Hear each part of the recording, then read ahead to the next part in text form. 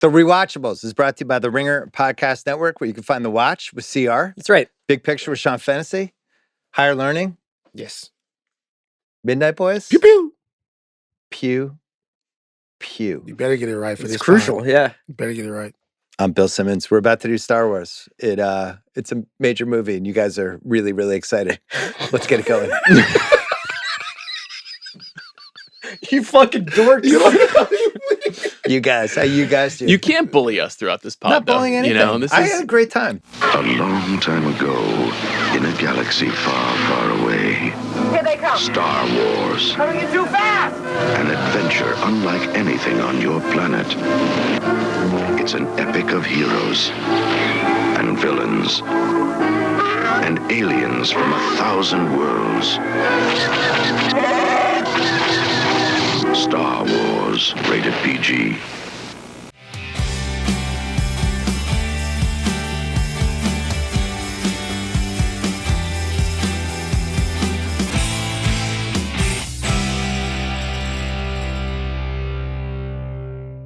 All right, guys. First installment of the greatest trilogy ever. Peak of the 70s blockbuster era. Godfather, Exorcist, Jaws, Rocky, Star Wars. Return of popular cinema. The highest stakes ever in an actual movie because the entire galaxy is at stake, Van. Yes. What jumps out first for you? Star Wars, 1977. I'm not doing this Chapter 4, New Hope. Fuck that. This movie's called Star Wars. Yeah. Okay. I saw it in the theater. We called it Star Wars. okay. Yeah. Okay. It's already begun. One of the single most important moments in my life Oh. is watching Star Wars with my father. It actually opened up my mind to an entire realm of cinematic possibility. Being that deep in space, all of the lore that goes on around it, all the mystery. When you first see it, you're wondering what's happening, what's happening, what's happening. How do you explain some of the things that are going on? It assumes that you understand both the natural hero's arc, but also that you kind of get and understand the stakes of the world. It sets you up for me at least, to understand all of the nerd culture stuff and all of the science fiction stuff that I will go on to love for the rest of my life. How old were you when you saw it? 7 Yeah. years old. I'm the only one who saw it in the theater. Yeah. I mean, this is the movie that I've seen the most in my life, I think. I was surprised to Right? hear that. You told me that last week, and I I mean, would but you not have have to been my guess. remember, it's like from the time that I can basically remember from when I was like 5 or 6 to now. I mean, it's just been a constant in my life, and especially with the last 15 years of its revival, pretty much since like 2013 when did Force Awakens come out? 15? Yeah. It's been Well, a- it's had 2 revivals because the 97 was the first revival when Yeah, they but I- re-released it and it re-released. like crushed. Yeah. I was People were partying like, when "What's that was going on?" happening. Like I was Yeah. outside. No, I but was remember a that? It made, teenager. like, It was huge. Over $200 million. I saw them as all a again in re-release. theaters. Yeah. Well, there was also, they added new stuff, so that was part of the appeal. But then again, the prequels too. That was like, there The were like 4 prequels or were the 5 Second waves. Life. Yeah. It feels like the mid-2010s, and then this whole Disney and/or Mandalorian universe was like the 4th revival of it. Yeah. I mean, it's like we do these rewatchables a lot, and like we'll talk about movies from, say, like the early 80s or the 70s. This is the first one I think we've done that I feel like was this turning point where I was born into a world after Star Wars. So I was born at the end of 77. So everything that happened in my life is a world that is reacting to what George Lucas did. And it's so I don't even have like a frame of reference for what going to the movies was like before Star Wars. And I think it's a testament to this movie's legacy and impact that movies were never the same after that. And I think also because of what you were saying with Rocky and The Godfather and this era of massive cinema, but most of those movies were for adults. And for guys like us who are like in their 40s, who were born into a world of Star Wars, these are movies for kids. I mean, I think I was probably 4 or 5 when I saw Star Wars for the first time. And so it just becomes a part of your cultural bloodstream at a very, very early age. So it's definitely on the list too for me for the movies I've seen the most. And I vividly remember having the 3 VHS cassette box, you know, that expanded size box, and just like running that over and over and over again in dead time in afternoons after school. So it's got to be super high on the list. And, you know, I think like all of us, like it just set us up for a lifetime of getting interested in science fiction, fantasy, comic books, like all this stuff that is so present in the culture now starts with this movie. Yeah, I was when I was watching it this time, I was thinking a lot about Luke and Han, and when you're a kid, let's say when you're like 6 or 7 years old, or whenever you see this movie and you're starting to get all the toys. I mean, this movie really, it suggests a lot of things about what we would come to understand about the mythology and the lore around Star Wars, but there's so many pockets for your imagination in this. And I was taken back to like having the toys and like writing my own Star Wars stories, because it wasn't so everything was drilled down, all the details were nailed down, like all the things about Star Wars that we now know, which is going to make picking nits almost hard, because Right. you can just be like, oh yeah, they answered that in Rogue One, or they answered that in Jedi, or they answered that in Sith. It's like, well, for me, I came up with them. Like, and that was like this thing that became, it almost belonged to everybody, because in your mind, you're like, I think about Wedge as much as I think about whoever. Mhm. And I have like a whole story laid out in my little brain about this.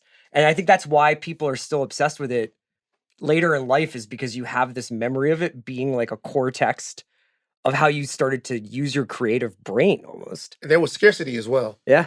Like, we didn't have a lot of Star Wars material and content. Obviously, they went on to be television specials and it was constantly referenced and all of that stuff.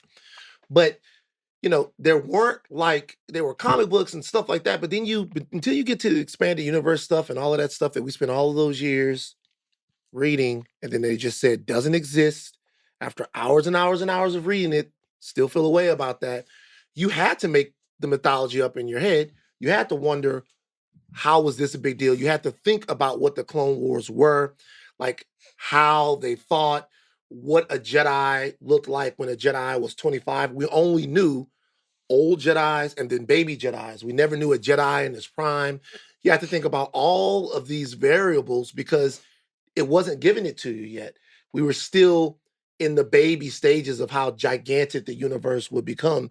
And that sort of goosed your imagination to fill in the gaps of the stuff that you hadn't seen but wanted to see. So it came out, I think I was at the end of maybe second grade. It was like late, I was still in school. And people were going to see it. Like, I didn't see it right away. People in my class, some of them, and I was in, Massachusetts. And people were going like 4 or 5 times in 2 weeks. And it was the first time you were like, wait, this kid David, I'm like, You think you're better than me, David? Well, You saw Star Wars 4 times? he saw it 6 times in 2 weeks. And it was like, what? Yeah. He went to the same movie 6, like we were just like dumbfounded. And there was like the sports kids, and then there were like the Star Wars kids. And there were these certain kids that they just Oh shit. no, and there was some that overlap. You'll be othered many more times in this episode. But there were these kids that really all of a sudden it became part of their personality, like this movie. And when we came back for, I guess, the third grade, whatever it was, and at that point some of the merch was out, and I think they were just into it, and it was like this whole world. I never remember seeing that before. I do think that is a real generational divide between us, at least, where to me, like, the kids who are into sports were into Star Wars. Like, that was the Ringer exists, I think, because eventually what happened to the culture is that those things were all the same. Yeah. That, like, your obsession and your passion. And I told you when you texted me about doing this, I vividly remember being 10 years old and walking down the hill from my house to go to the local bookstore. And I would just sit in the bookstore and I would read the Star Wars encyclopedia for hours. I couldn't afford to buy the book. Yeah. But the exact thing that Van is describing and that Chris is describing, where it's like there was so much information that you heard uttered one time in one of the movies, and then there was all this lore that was explained about it, but it was the same exact experience as looking at the back of a baseball card. Yeah. Right. Where you're like, you're getting a better understanding of the history of this thing that you have a passion for, but you can only experience it when you're watching a game, or you can only experience it when you're watching the movie, except there's all this external culture around it. And like, I'm sure when the movie came out, everybody was getting toys and they were like, Well, the getting Happy Halloween was Meals. the first one. Yeah, Whatever Halloween. the Halloween was a few years later, and everybody was dressed as like Luke or Did Princess David Leia. go as Luke or Vader? I don't know. We probably tried to bully him at some point. Cool. Where's David now? What's going on with David? David, come on out. But it wasn't for me until Empire, because I was like, I saw it in the theater, it was cool. We didn't really have cable in the same way back then. I remember there was that famous holiday special they did a year. I didn't see that either. But when Empire came out, that's when That it was makes like, sense, though. when Empire came out, I was like, holy shit. So, and now there's going to be a third one? And we just weren't conditioned to think of trilogies like that. Empire was the serious movie. Yeah. It was the movie where Star Wars grew up, where there was a a defined romance in the movie between Han and Leia, where Luke. Wait, don't spoil me. I haven't seen it. Where Luke has this adversity and personal crisis about who he is and how he's going to get there. And that's the movie where they went, okay, let's take all the ideas from the first one and then evolve them into a movie that is for the movie goer. That's a little bit more of a grown-up version of it because it's a lot darker and there's a lot of double crossing and things that are going on. So they actually kind of made Empire for the guys like yourself who were probably, you know, I mean, you were still pretty young at the time, but were more serious film goers and film watchers. Well, Kate, that came out kind of around The Shining. 80 was a really good 1980, movie yeah. year. Yeah. But look, you watching this twice in 4 days. The first time I watched, I hadn't seen it in a long time. And I was like, it's dated, but no, this is fun. This is nostalgic. And then I watched it the second time and I was like, this movie's kind of awesome. Like all the themes. He was onto something, that George Lucas. I was like, holy shit. We don't need that from you. I'm just saying. I was like, whoa, they really did a good job. Star Wars is a good movie. Yeah. So that's my take. Would you say over under 10 times you've seen this in your life? I think I've seen pieces of it for 50 years, Right. but just watching it start to finish. Because when you start it, especially when we had kids, I was like, I wonder if my kids will like it. Yeah. And C-3PO and R2-D2 go in the desert and the movie just dies for like 4 minutes. Uh-huh. And if your kids can get over that hump, you just basically have to get your kids to the Star Wars bar scene. Once you're there, it kind of, you're going from that point. But it does get a little slow there. Yeah, I had kind of the inverted experience rewatching it. I rewatched it a couple times for this. The first time, I was like, man, we are on Tatooine for a long fucking time. This is just a lot of desert time with Luke. And I was kind of bored. Yeah. And it's probably been between 5 and 10 years since I've last watched it. But by the time we got to the trench run, I was like, probably best movie ever made. This is the best I've ever felt about a movie. I was vibrating. I was like in tears. That's how I felt the second time. I was like, this is just amazing. Everything they pulled up. Like every time Darth Vader comes in, it's the best entrance. He's the most captivating villain that's ever been in a movie. And you're just like, and he's in the movie for 12 minutes. Yeah. There's never been a better villain, right? It's funny. The movie is about him. Yeah. It's his story. We didn't get it, though. We didn't get it. We did not know that then. Yeah. We didn't know that then. But when you watch it through that lens now, you're still watching his story and the story of his kids and the story of the entire and his universe. surrogate father and everything. Yeah. Well, when Obi-Wan tells the story about what happened to Luke's dad, but I mean, we're going to talk about a bunch of shit during this pod, but that keeping that secret, not knowing that secret in 1977 at all and watching the movie one way, but now knowing the secret when you watch it, it's a completely different movie. I think the thing that jumped out at me on these rewatches was I always forget how bratty Luke is for that first hour. Mm-hmm. You know, and like there's like those funny lines where he's like, you know, I was gonna Tashi Station, get power converters or whatever. And it's really like not until they spring Leia that he kind of like starts to grow up a little bit. And then that's also when he has the moment that basically makes him a man when he loses Obi-Wan or whatever. But like, yeah, it's really funny. I remember being a kid. I can't wait to talk about that. And identifying with Luke because I was a child. Mm-hmm. So Luke was kind of like a cool older person to me then. And now it's like you go back and you're just like, I just watch. It's just like as soon as Solo shows up, the movie takes off. Well, that's the other thing when you're watching this. It's Harrison Ford, one of the great actors from a popcorn standpoint in the last 50 years. And he's just this young version of him. Yeah. It's like watching somebody in college, like some NBA player we would like grow to watching love, and they're Purdy just at dunking Iowa on State. everybody. Yeah. Completely fucking confident. Every scene Just crushing it. is like the movie is written for him. People are talking about stuff, and Han's going, "That's bullshit," and you're going, "With that guy, Mm-hmm. Yeah. are we sure He's we should perfect. be doing the right?" Perfectly. You feel like cast. he can sleep with Princess Leia if you give him like 3 minutes. Oh, he feels like it. Yeah. Yeah. He's like, I can take this down And he's right playing now. with Luke. Luke is like, "What do you think of her?" He's like, "Whatever. I try not to." And then Han sees that Luke is, a little into her, and then he starts fucking with him a little bit. Still, a lot of spirit though. A lot of, Yeah, he is also the only person in the movie who's allowed to talk like a modern person. Yeah. He doesn't have a British accent. Yeah. The part when he blows up the control panel when he's dressed as a stormtrooper and he's like, boring conversation anyway. He's like the only guy who's sarcastic. He's the only guy who has really like modern jokes. Yeah. And so he feels like the cool guy you want to be. Luke is a hero, but he's so bland. I mean, he just doesn't have shape as a person.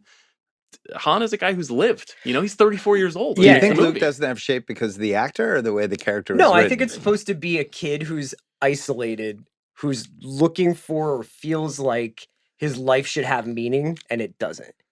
And it's just. But if that's 18-year-old Chalamet as Luke in 1977, is Luke a better, I more mean, interesting We're character? already getting started on Mark Hamill. I know, I'm just Poor saying, Mark Wait till Hamill. we get into the double feature situation. But here's the deal. Here's what I know now that they built lore around that we didn't know then. Luke is being protected. Yeah. Very directly by Kenobi and by his uncle, right? Luke's call to action is mystical.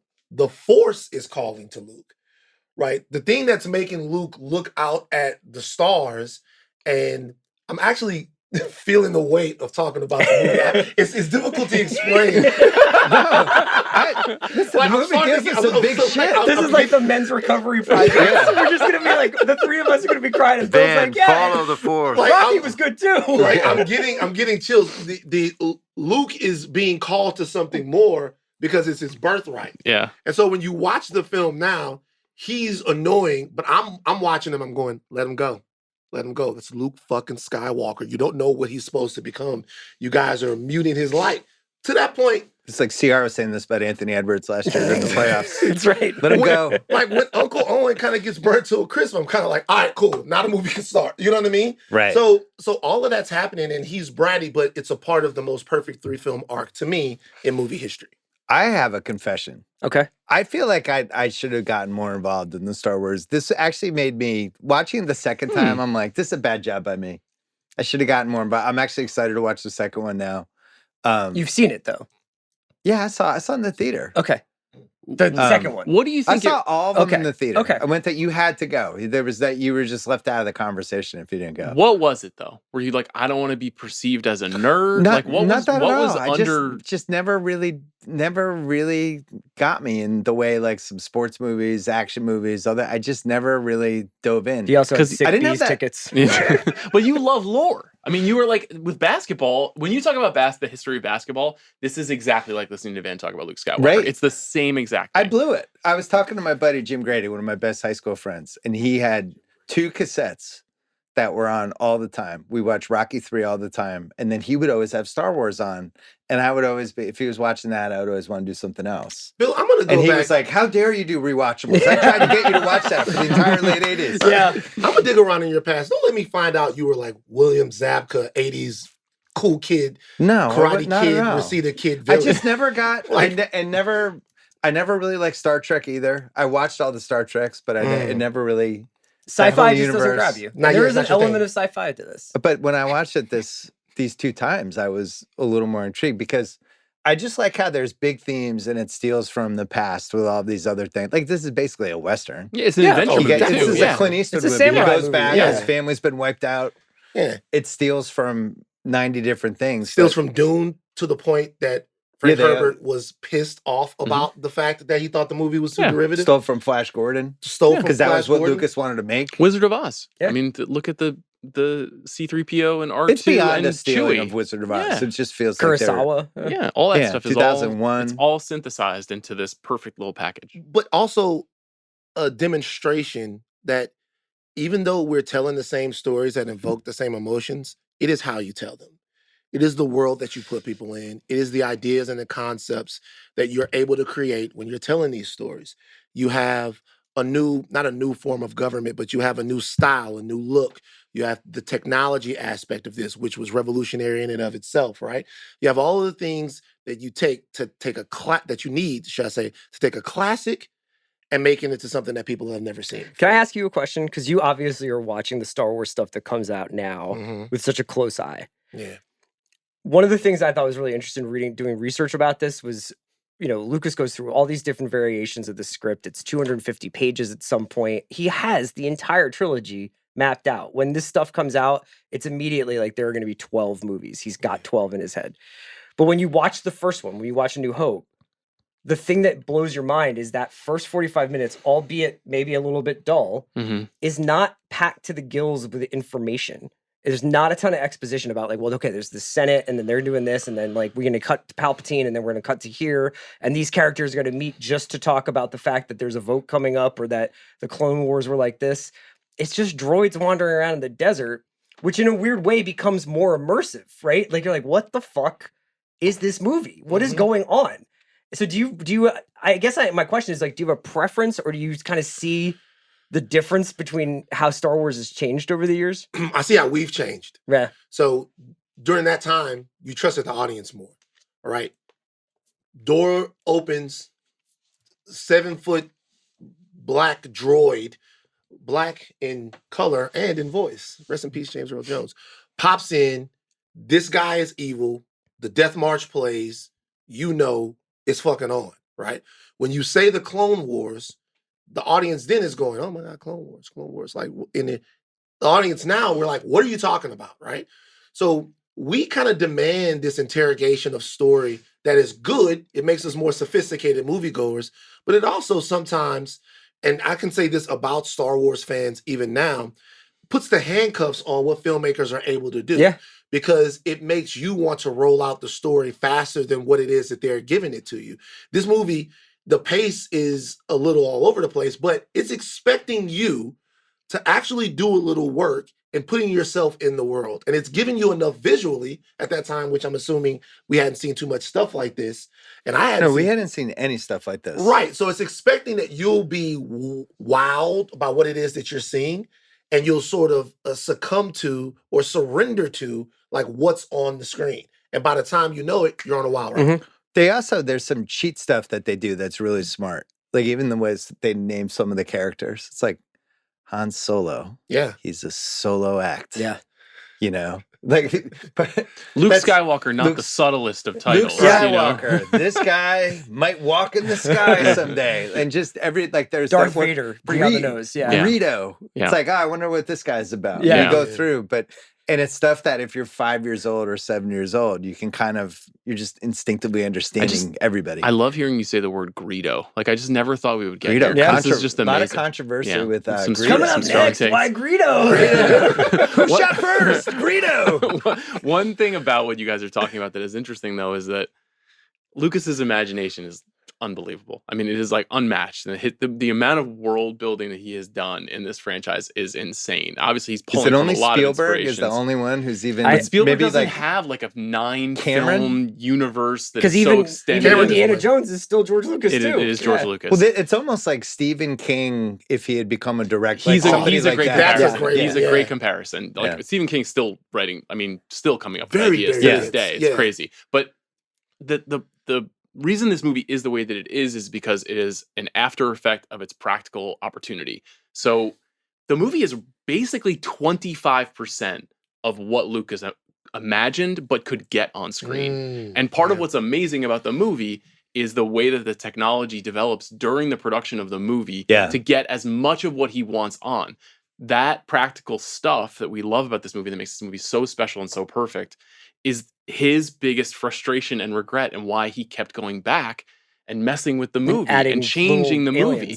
Because he never felt, he says that the final product of Star Wars, when it was released, when you saw it in 2nd grade, felt abandoned. That he was like, this is just as much as I could get done before I had to just stop. He's got so many different ways of saying this, and the most interesting thing about it is this.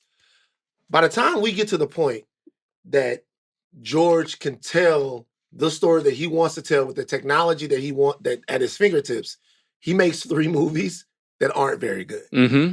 And it's interesting because he makes... You talking about the Portman movies? The prequels, which I love Revenge of the Sith, which, by the way, just came out, made $25 million. People Jomi likes Sith. He was excited about it. Yeah, I love it. I like Sith. I like Sith. Yeah, but the other 2 are bad. They're not very good. They're deeply political, like almost the inverse of the first. I'm old enough to remember how absolutely polarizing and upsetting those movies were. I fell to asleep people. during Phantom Menace when it first came out. I refuse to believe that it wasn't good. I lied to myself for months, and then I woke up one day. The Godfather 3, my stepfather. You know what? Don't disrespect. It's good. It's fine. We're okay. We're okay. They're very similar. Yeah. They're very similar. So it's interesting because he talks about this all the time, and he'll have a Star Wars situation with anyone. but the constraints on the movie kind of made it what it was. Oh yeah. Well, this is Sean mentioned this when we were texting about it. It's such a shame the original thing doesn't exist. I would just be fascinated to see like what the special effects were, because obviously there's stuff in the version. I watched it on Disney Plus, but then I also got the Blu-ray because I want to see that. And there's obviously stuff they've added in the last 10, 12 years. Whereas like you watch Rocky, and that's the movie. It's like there's empty seats when those guys are fighting. You just see empty seats everywhere, and there's, you know, really bad eye makeup, and it's like part of the charm. They made it in 1976. I don't love that they redid it, although I shouldn't say much because Sierra and I have done Heat 4 times. but Michael Mann's not going back and adding, you know, CGI characters More in the middle mojitos? of the shootout. You know what I mean? He could have added like 3 more mojitos. That would have been advice. It would have been great. I think the last time you could watch the original theatrically released version without any of the added stuff was the first DVD that was issued. That the like alternative version you could watch. I don't have that anymore. I mean, I used to have it in every format. I've had this movie in every format. Was there Laserdisc? Definitely. Yeah, there was Laserdisc. So it probably VHS. was in that format. It's definitely on the VHS and on the Laserdisc, but they haven't on Blu-ray. It has not been issued. You can't watch the original theatrical version. That's kind of a miss by Lucas, who clearly has wanted to profit out of this in every way. Doesn't care. I don't actually think he sees these movies, especially this movie, the way we see it. Right. Like Sean was saying, Totems of our childhood. He looks at it as like a professional misstep that, albeit, made him a billionaire. Like, I don't think he's looking at it as like, oh, what? This is just a priceless, perfect gem. It's like a piece of art that you shouldn't touch. No, he doesn't. Fincher does this too, right? Doesn't he? Well, go but he back does stuff like obsessively? takes like the dust off of a window and stuff. Like, he doesn't change characters. Like, Jabba's in this fucking movie in the new versions of it. He's not in the first one. So when you meet Jabba, you're like, this is mind-blowing. Which, by the way, steps on Jabba. Yeah. It's better the other way. It is better. There's no question about it. Like, the idea of who is Jabba the Hutt is the same thing as the Clone Wars. Are like, what is this gangster character? Who could it possibly be? And then just by putting him in the movie, it ruins it. But he can't see past that. He can only see into his own imagination. And he can only try to reach for what he was envisioning when he was, 30 years old when he made this movie. So it's like this never-ending quest to fix the mistakes of the production that is also the most Sam Presti. meaningful. Just wants more draft picks. That's right. And I thought it was bullshit at first. Like, he would say, you do 4, 5, and 6 because you didn't have what you needed to do 1, 2, and 3, right? And 1, 2, and 3, they're going to be hundreds of Jedi running around and all of that stuff, and you didn't have what you needed. And so technology has gotten to a point to where I can go back and actually shoot these movies now. And I'd be like, that's bullshit. I mean, maybe he didn't have the story worked out, or maybe all of this stuff about how much of this stuff that he had ready and planned is just legend. But he continues to prove it because he won't stop tinkering with the movie. He tinkers with it and tries to get it closer, tries to perfect perfection, and actually kind of doesn't get there with doing it. Not just the Jabba thing. Sounds like he needs a girlfriend. He got a. Oh, he's married again, right? Yeah. Who, Lucas? Yeah. Lucas got him a. You know what I'm saying? A what? He has a black wife. Is what Van said. Why did you say that? That was Van code for his wife is black. I'm not like that's what I'm saying. It's like that in and of itself. Once I learned that, I was like, I see where the soul comes from. Yeah, brother. that's right. I see where the light comes from. The force. The force. He's well taken care of. This movie hits good versus evil, the galaxy. What the fuck is even up there, right? What do you believe in? Yeah. What do you believe? I mean, the Force is obviously the key to the whole universe. And what do you actually believe as a human being? Do you believe we're just randomly here? Yeah. Or is there some greater purpose for all of us? Or are you like Han Solo and you just believe in just hitting same game? Yeah. Are you a mercenary? Are you a good teammate? Are you a mercenary or a good teammate? How far will you go to dominate somebody else? How far will you go to the dark side to get more power? Which is certainly a theme that might be more and more relevant every couple years. This movie's very resonant right now. Including this one. Destiny, fathers and sons. Getting old. Getting older. Like LeBron in this Lakers series. Like, you know, where it's like, hey, Obi-Wan, we need 15 rebounds and 40 points. Anthony Edwards is going to be stepping on the cloak pretty soon? I think Anthony Edwards is going, you've gotten old man. What does he say in the duel? I am the master now. Yeah. Yeah, that's Anthony Edwards. One of my Luke Wilson hot takes, which is, I guess maybe I won't use this one, but there's a direct correlation between the decrease in engagement in organized religion in this country and the rise of Star Wars. And that's a legitimate hot take. I like like that. there is a case to be made that's certainly among the vast swaths of mostly young men, but women too, who were obsessed with Star Wars and the kind of mythology that was available in popular entertainment. And because this is a deeply religious movie, it kind of undermines the organizing nature of religion in our society. And it's not the only factor, but it is in my mind definitely a factor. That'd be that. I have not heard that, Really good. but I'm not against it. I think my only regret is you didn't do that on First Take with Molly and Ryan Clark. Ryan Clark in a split screen. Where's my camera? Where's my Shout out camera? Ryan Clark. So look, I'd say this. I gotta disagree with Sean. So there's a religion, okay, that my grandmother was a part of at one point. I was not allowed to watch Star Wars in my grandmother's house for a little while. I remember there's a religion, I won't talk about the religion, but that there was a videotape that you watched when you were getting into the religion. My grandmother was a part of this religion. And they were talking about all of these things that were bad in society. And there's a part of it where Star Wars comes up. And it says that George Lucas believes in the Force for real.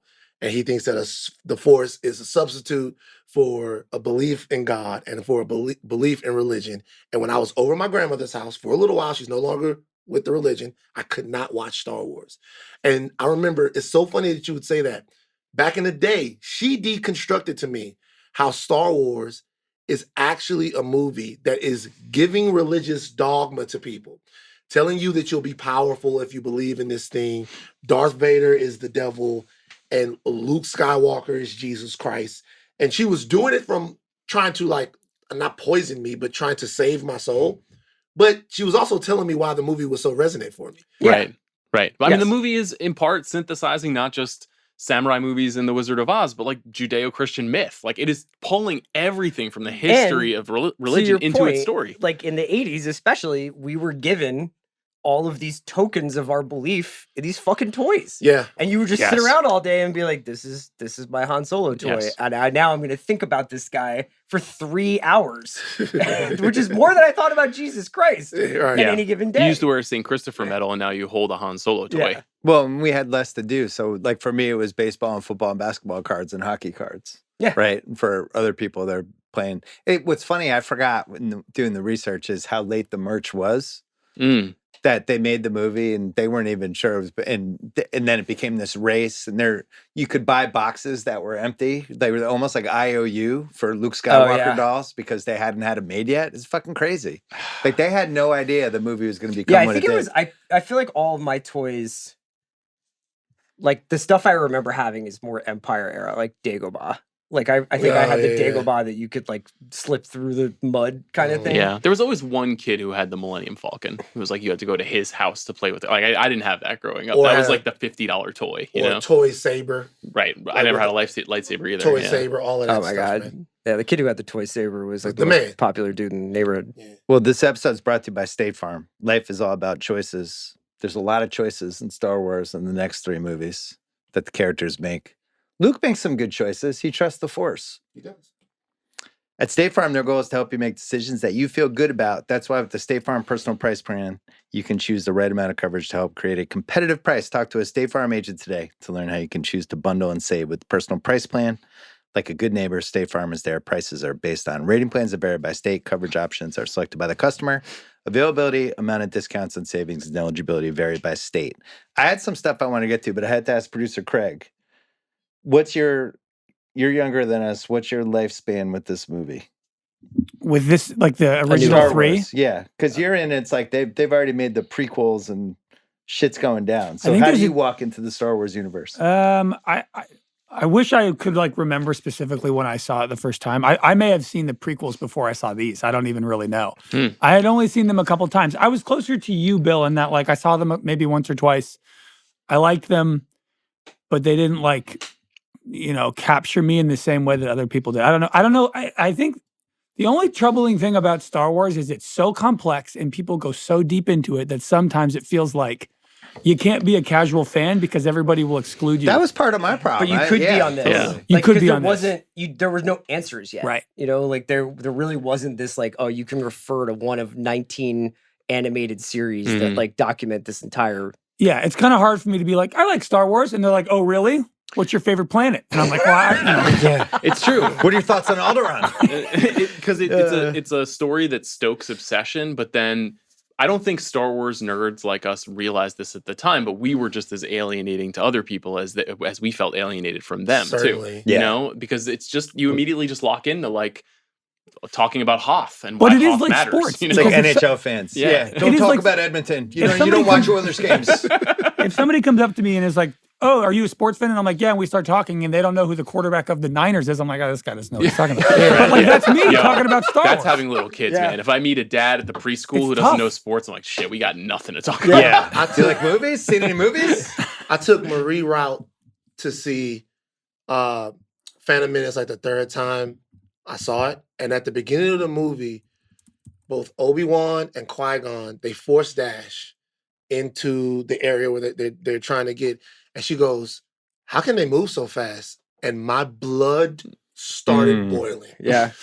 I'm Is that like, a hot date. I was like, it was hot day. My blood started boiling. I'm like, they're using the Force. She goes, what's the Force? I said, shut up. Shut the fuck up. Yeah. Just let me enjoy this. You're embarrassing me. Shut up. Okay? People can hear you. We got to get movie nerdy for a second because there's this whole, and there's so many things to get in with this movie, but there's the whole impact that this movie had on movies for the next 48 years because it became massively successful. It's right at the tail end of all of this great creative explosion, all these directors doing amazing things. And then this movie makes a cajillion dollars. And there's so much resentment about it that it became a big thing for Lucas. And Lucas has all that stuff he's talked about like, look, people get mad about Star Wars ruined movies. And meanwhile, we built multiplexes all over the country and the world because of the money people made from this movie. And there's a lot of, and the Biskin book is the best one for this, where just a lot of directors just taking like shots at Lucas. Like he ruined it. We were doing great until that movie. Meanwhile, Coppola's going up to him like Maury and Goodfellas. Like, Right. I need some money. You gotta help me out here. Hey, you have that $50K. Sean, do you think that's fair? Yeah. I mean, this is my hot take, which is that Star Wars is arguably the most perfect movie ever made and the worst thing that ever happened to movies. And you know, it starts with Jaws in 1975. It's the first genuine wide release of a movie. It's the first movie that premieres essentially on 1,000 screens simultaneously. That had not happened before. And it's in part because Universal realizes that they've got something on their hands that they can market nationally and get people to show up. People didn't go see Gone with the Wind that way. They didn't go see Casablanca that way. They saw the movie opened in their city, and then it closed, and it went to another city, and then it was open across 5 years. This movie opens even wider than that. It's an even bigger sensation. It really, really encourages the repeat viewing that you're talking about.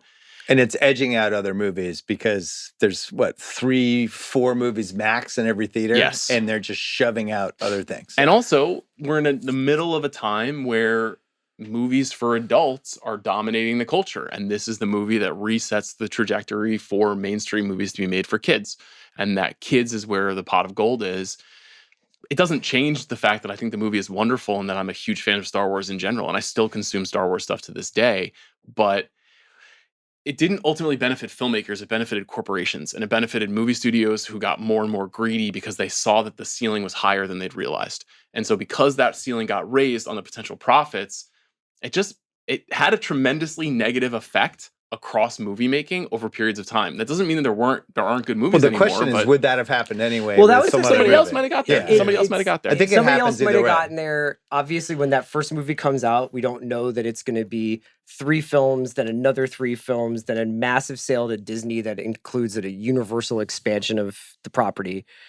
I do think it's predictive of a kind of feverish monocultural thing that was happening in the 80s, where like Michael Jackson opens up the idea of how big an artist can get in music, right? Yeah. Like for the first time, maybe since the Beatles, like it is a literal, like everybody is obsessed with this one thing. Mm-hmm. And obviously there was something in the water coming that was like, people were ready to maybe be distracted I don't know. But your point's really well taken. I mean, this movie famously had to make way for Sorcerer, the William Friedkin movie, at Mann's Chinese Theater. And Sorcerer had like a week or two run, and they were like, "Get this shit out of here. We got to bring Star Wars back in." Yeah. I think to split the baby there is our appetites were expanding, period. There were more ways for us to experience things. Home video was having a boom. There was more space and opportunity to build these big multiplexes, right? That's in the 80s. That's in the 80s. Yeah. So what you're seeing is that people want more stuff. Cable television is starting to dominate. We could talk about almost any industry that we love. We could talk about the NFL. We could talk about the NBA. The appetites for these things were met by people who could translate them culturally. Be it Wrestling, porn, all of that. Like in Boogie Nights, they talk about what it was like going from film to video and porn and how that exploded the industry. It was going to happen. But also degraded the art form. That's the other theme. But it depends on the way. So this is what I would say. I can't say that you're wrong, but it depends on the way that you look at it, right? Because I could make an argument. You're a Floyd Gondoli. Exactly, you know? right? Yeah, Johnny Doe comes in. Yeah. He's got a different way of doing things. I could make an argument that there is no Axel Braun or Kevin Moore. These are porn directors, by the way. I could make an argument that these guys don't exist if there's not an explosion in pornography, right? I could make an argument that if movie studios don't become corporations, then the smaller films that guys were taking chances on don't get made. Are you still talking about porn, or are you talking about either way? that because of Star Wars, there are more movies, and more movies is good. Yeah, I was really just backing off of what Sean was saying, where the idea that he's definitely right. But it's like the idea basically that somebody who's 6 years old and 36-year-old could be obsessed with the same thing. Yes. That's crazy. Yeah. And that happens once every and also 10 years now. Like it's regenerating new classes of young people every 5 years, basically, who then dive into this movie. Yes. That did not exist. There's two other things, though. And I think it had something to do with the backlash. You just have this once in a lifetime, almost like in an NBA draft class, where there's just like 7 superstars in the same draft. You have all these guys that grow up together. And there's been a million books about it. But you have Scorsese and De Palma and, Paul Schrader and Friedkin, all these dudes. Coppola, yes. Yeah. Coppola. And Coppola hits it the biggest to begin with. And then it basically murders him. Spielberg becomes the most commercial and the smartest. He's always the smartest, as we'll get to in a couple of these things. And then Lucas is the one that figures out how to put it all together. And all these other people just start having bombs and failures. So it was kind of like, well, we're failing because everyone wants Star Wars. That's like, no, maybe you're failing because you made a shitty movie that nobody wanted to go see. Or maybe the other reason for all this, the fucking cocaine era is coming in. And cocaine is ruining a bunch of these directors and storytellers. And, and Lucas and Spielberg were the ones that survived. Scorsese came back. Some of these guys ended up making good movies again. But for the most part, these guys were just built for it. Some of it's life. Coppola went through some personal tragedies that changed the way. Apocalypse Now murdered him. You know what I mean? Yeah. Some of it's life. I mean, the Friedkin thing is the most instructive to me always, because he makes the French Connection and he follows it up with The Exorcist.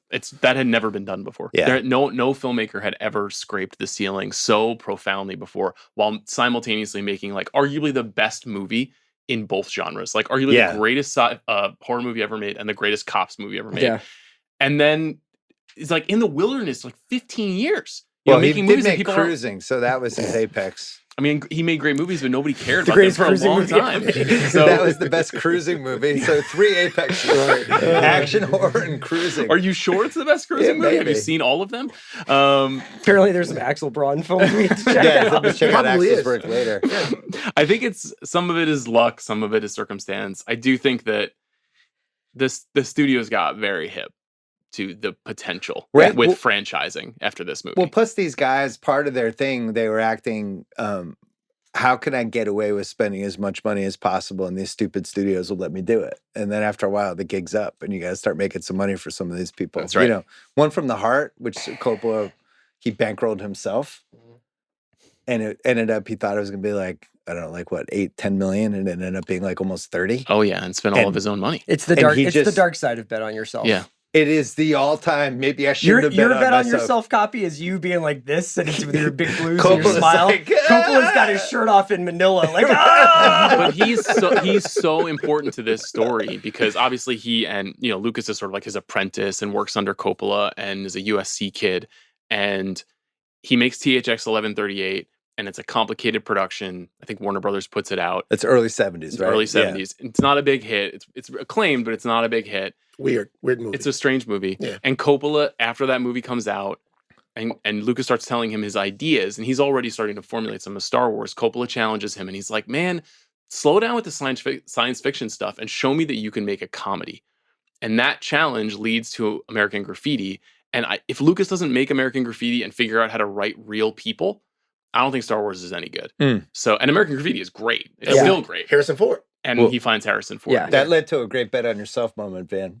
Because they gave him $150,000 to write what would become Star Wars, and then American Graffiti hits, and they're like, "Hey, you're a hot director now. Here's more money. We're gonna give you $500,000." And he says, "No, I'll keep the 150, but give me all the merchandising and any sequels." And they're like, "That sounds great," because nobody did sequels. Nobody had pumps out sequels like that, merchandising didn't work for movies. Yeah, and that was a $2 billion cajillion dollar Yeah, decision. pretty smart. One of the all-time "I'm not stupid, you're stupid" movies, where it moves where in the moment you think, oh, he sounds like a kid that's high on his own supply, doesn't know what the hell he's talking about, he's dumb.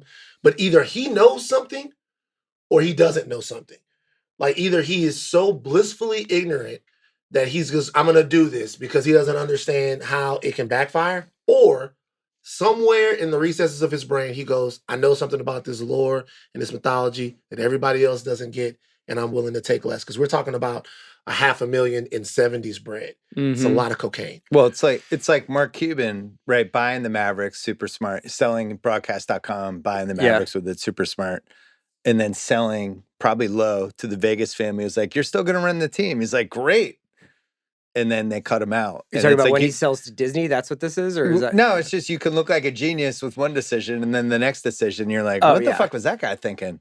How did he not know? Can I read you some Sour Grapes quotes? Oh, is this from Pauline Well, Kael? it's a bunch of things.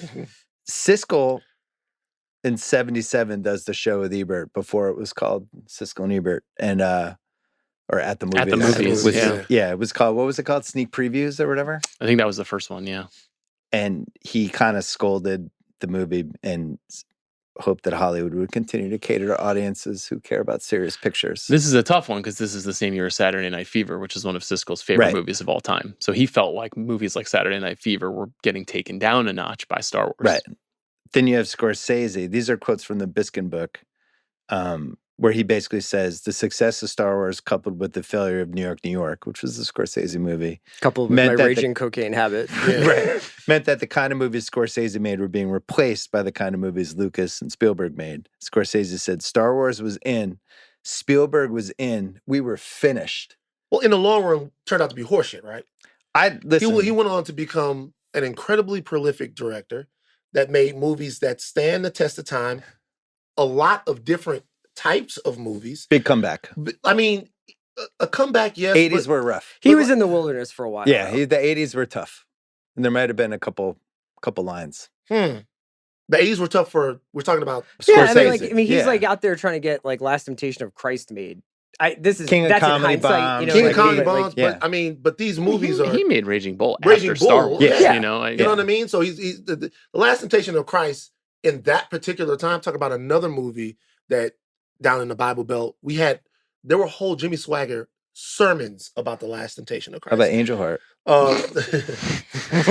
Lewis Cipher. Lewis Cipher. I got you. You're booked for that. Yeah, I Don't love worry. that. Don't worry. We're not doing Angel Heart. So I'm saying is like, I get it, but Martin Scorsese to me was still able to, like, you know. He was equals with Lucas and Spielberg. I think a lot of these guys felt like they were all equals, and then within 4 years they were half of Hollywood. When we They're doing Raiders of the Lost Ark together, and then Spielberg's doing E.T. They're just fucking annihilating everybody. Yeah. When we do the Angel Heart rewatchables, can we all wear Canton NFL Hall of Fame blazers and welcome Lisa Bonet to the Ring of Honor? Is there another Hall of Fame for Van? It's a final level. What do you mean? for your Hall of Fames. You have the White Girl Hall of Fame. White the girl, Black I know, but like, is there a last level of the Hall of Fame? Nah, No? Hall of Fame Okay. is like, Pantheon? yeah. John Milius said Lucas and Spielberg showed there was twice as much money out there, and the studios couldn't resist that. No one had any idea you could get as rich as this, like ancient Rome. You can clearly blame them. And then Friedkin said, what happened with Star Wars was like when McDonald's got a foothold. The taste for good food just disappeared. Now we're in a period of de-evolution. Everything has gone backwards toward a big sucking hole. Shit. So then Lucas, his comeback was Star Wars didn't kill the film industry or infantilize it. Popcorn pictures have always ruled. Why is the public so stupid? That's not my fault. I just understood what people like to go see, and Steven has too, and we go for that. One of my core beliefs is that movie making, while it is definitively an art form, is a commercial art form. People don't make movies for movie studios for wide release just because they're artists. They make them because they want people to see them and pay for them. So I would hope so. You know, people like Milius, who I really admire and is an amazing writer, that's like kind of a hot take. You know, I generally agree more with what Lucas says, and I really like a great popcorn movie. It doesn't change the fact, though, that ultimately studios are the organizations that determine the fate of what movies get made. So it's just a byproduct of something that is obviously sincere for Lucas and Spielberg. Like, Spielberg released Close Encounters of the Third Kind this year. You can't tell me that that was like a cash grab. That's like one of the most personal movies ever made. Yeah. So there's like real nuance in this conversation. It's just Hook might have been a cash grab. The sad Fair, part about fair. the truth and the sad part about what Milius is talking about is the Roman excess of wealth that exploded in Hollywood. For the most part, benefited the studios and the corporations and the studio heads and the agents and all the people around Hollywood that decided like, oh, look how much money we can make from this. And that's probably what had more a profound effect on what kind of movies that got made than anything Lucas ever did. But that's the Lucas case because he's saying the theater owners had more money, they had more screens. So now people wanted to make more money to put in the screens. And now that leads to the rise of more indie movies, art house movies. And he's like, Star Wars had this, shelf life that basically created where the 90s got to. And now the books and magazine pieces in the 90s where they're all like, the movie industry's falling apart. There are no good ideas left. And we like revere all those movies. Yeah. And from 95 to 99. We're having that it's like same conversation amazing. now. When I think about the movies that were gigantic movies of the past, obviously like the 10 Commandments is a gigantic production, right? That is a biblical epic, but that's a piece of commerce. That's something that is tapping into something that everyone in the country is behind, which is, Judeo-Christian values. It's a story that everyone knows, and you're trying to do a story that everyone knows to get them into the theater. Mass appeal. Mass appeal. I think what really changed was, and what Star Wars might have changed, was kind of what was mass appealing. Right? Because if you had all of these biblical movies before and these epics and all of these things that you would pour all of this money to, and these were some of the highest grossing movies of all time, when you talk about making movies for kids or making science fiction pictures, maybe there was a thought that changed the seriousness of movie making to making movies that were in outer space or making movies that were in the future, or maybe it changed that. But as far as I can remember, the films that I think about that grossed a lot of money were always big, huge films that were relatable to people. Think about that. This is why I think the sour grape stuff is bullshit. You go back to the 70s. They were trying to make movies like Star Wars all the time. Yeah, isn't that what like Poseidon Adventure? I was just going to say Towering Inferno. A ton of famous in Towering Inferno. That's another one. But in '76, I remember. I'm old enough to remember when they did this and made a big deal. But the King Kong movie was basically a Star Wars a year before, where it's like, here's a huge movie. Here's Jessica Lange and that's a remake. Jeff Bridges. Yeah. And we're going to blow this up. And You've that's never a popcorn seen movie from effects. 1933 originally. And we're going to make this a giant deal. And I feel like Jaws, if you're going to blame a movie, I would blame Jaws before Star Wars, because I think Jaws fucked everybody up. I just think that what happened in the 70s is not replicable. And the guys who were literally 28 years old and at the absolute pinnacle of both the artistry and the box office in movies, that it hasn't happened since and it won't happen happen Yeah, again. You it's know, like- like it was just we it didn't was even a- mention punk rock on the Bogdanovich Lower and East Side. Allman. It's Like, like, they- this is it's not like ridiculous. ridiculous. yeah, it's just Yeah. it's not replicable. I was looking at this 1976, the highest grossing movies of that year, and it's a really interesting kind of mix of what we're talking about here because Rocky's number one, of course, but then a movie called To Fly, a documentary that was an IMAX movie, is number 2. Then A Star Is Born, King Kong, Silver Streak, All the President's Men, The Omen, The Enforcer, and Midway. Wow. And then number 10 is The Bad News Bears, which appealed to kids.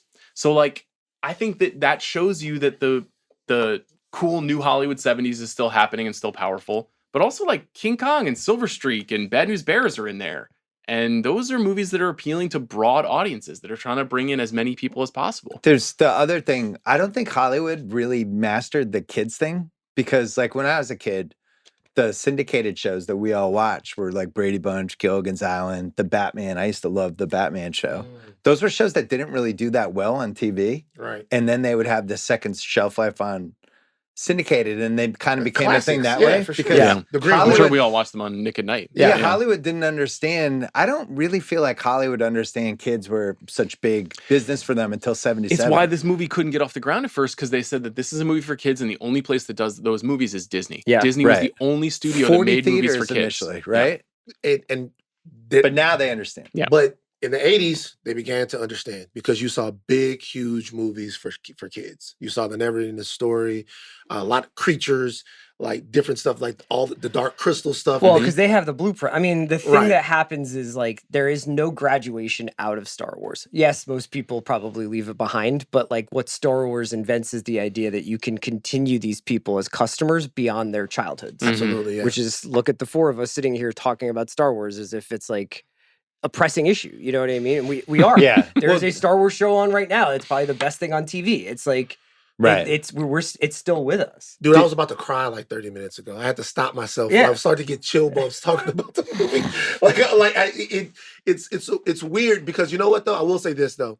A lot of people listen to the stuff that we do over on the Rigaverse, and it's difficult for me to sometimes be the actual grown up that I need to be because the nostalgia is just it's too thick. Like I can't wade through it, right? And I can't wade through when I watch this movie for this podcast, I had the exact same feeling as I did. Dude, I first stand saw it. there. I like watch Rosario Dawson acting against an invented digital screen, talking to an alien about stuff, and I'm just like, well, I have to do the work. I have to finish the job. You know what I mean? Yeah. Well, This great game that we began. I was trying to think of nostalgia as a business for Hollywood. I think it's 89. It's when it's right around there when they have the third indie movie. Oh yeah. They do Batman. Yeah.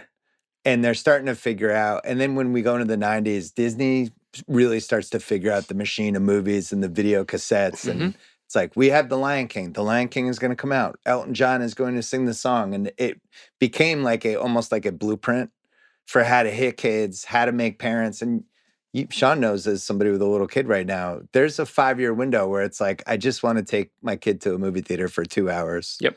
And feed them popcorn and hope they don't have a meltdown. We If do I it put every M&Ms. weekend. We do it every weekend. Yeah. That's why but movies Hollywood still work, didn't though. get it forever.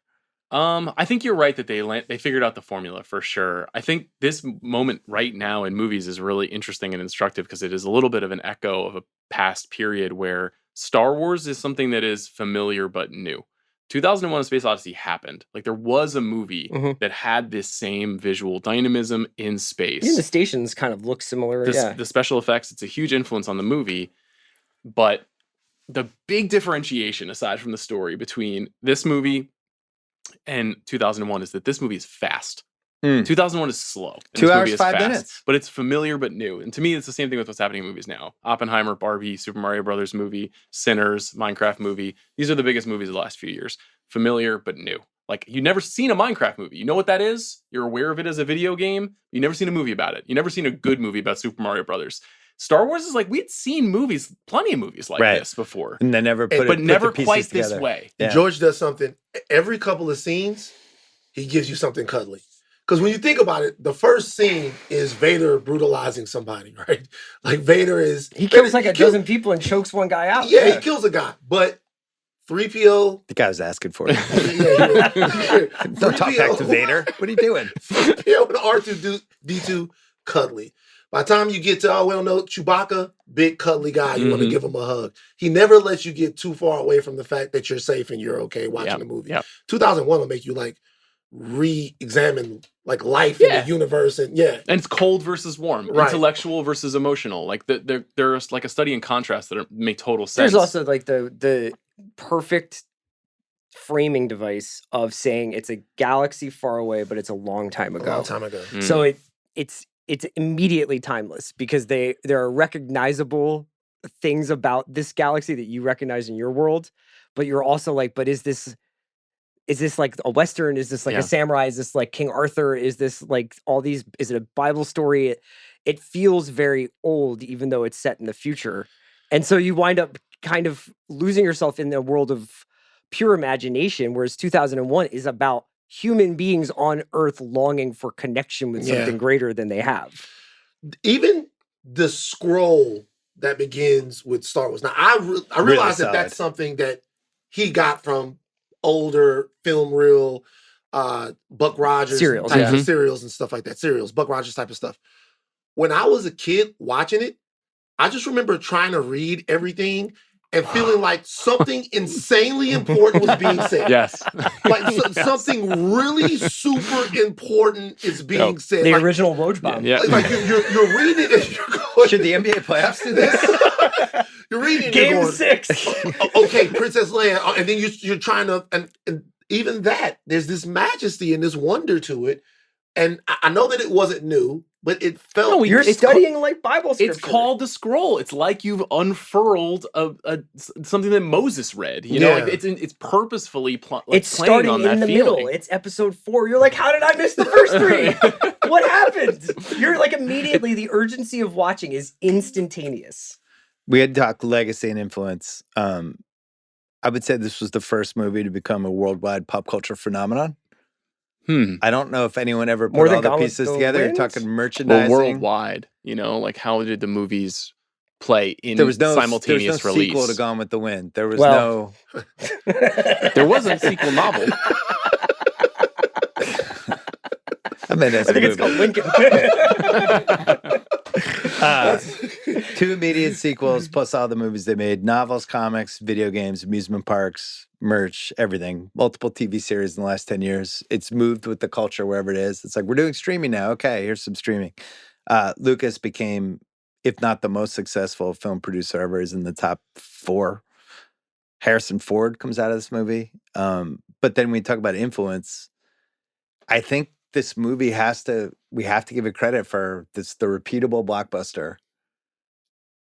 You can't say Godfather, even though there were 2 Godfathers. It's the franchise. It means franchise. I think the only thing that nobody had done this. I think before. James Bond is on this movie's corner in that respect. I think Bond did this. It's different because they kept getting recast and they're not serialized stories. Right. So there are characters that repeat, but the story doesn't feel like it's woven together.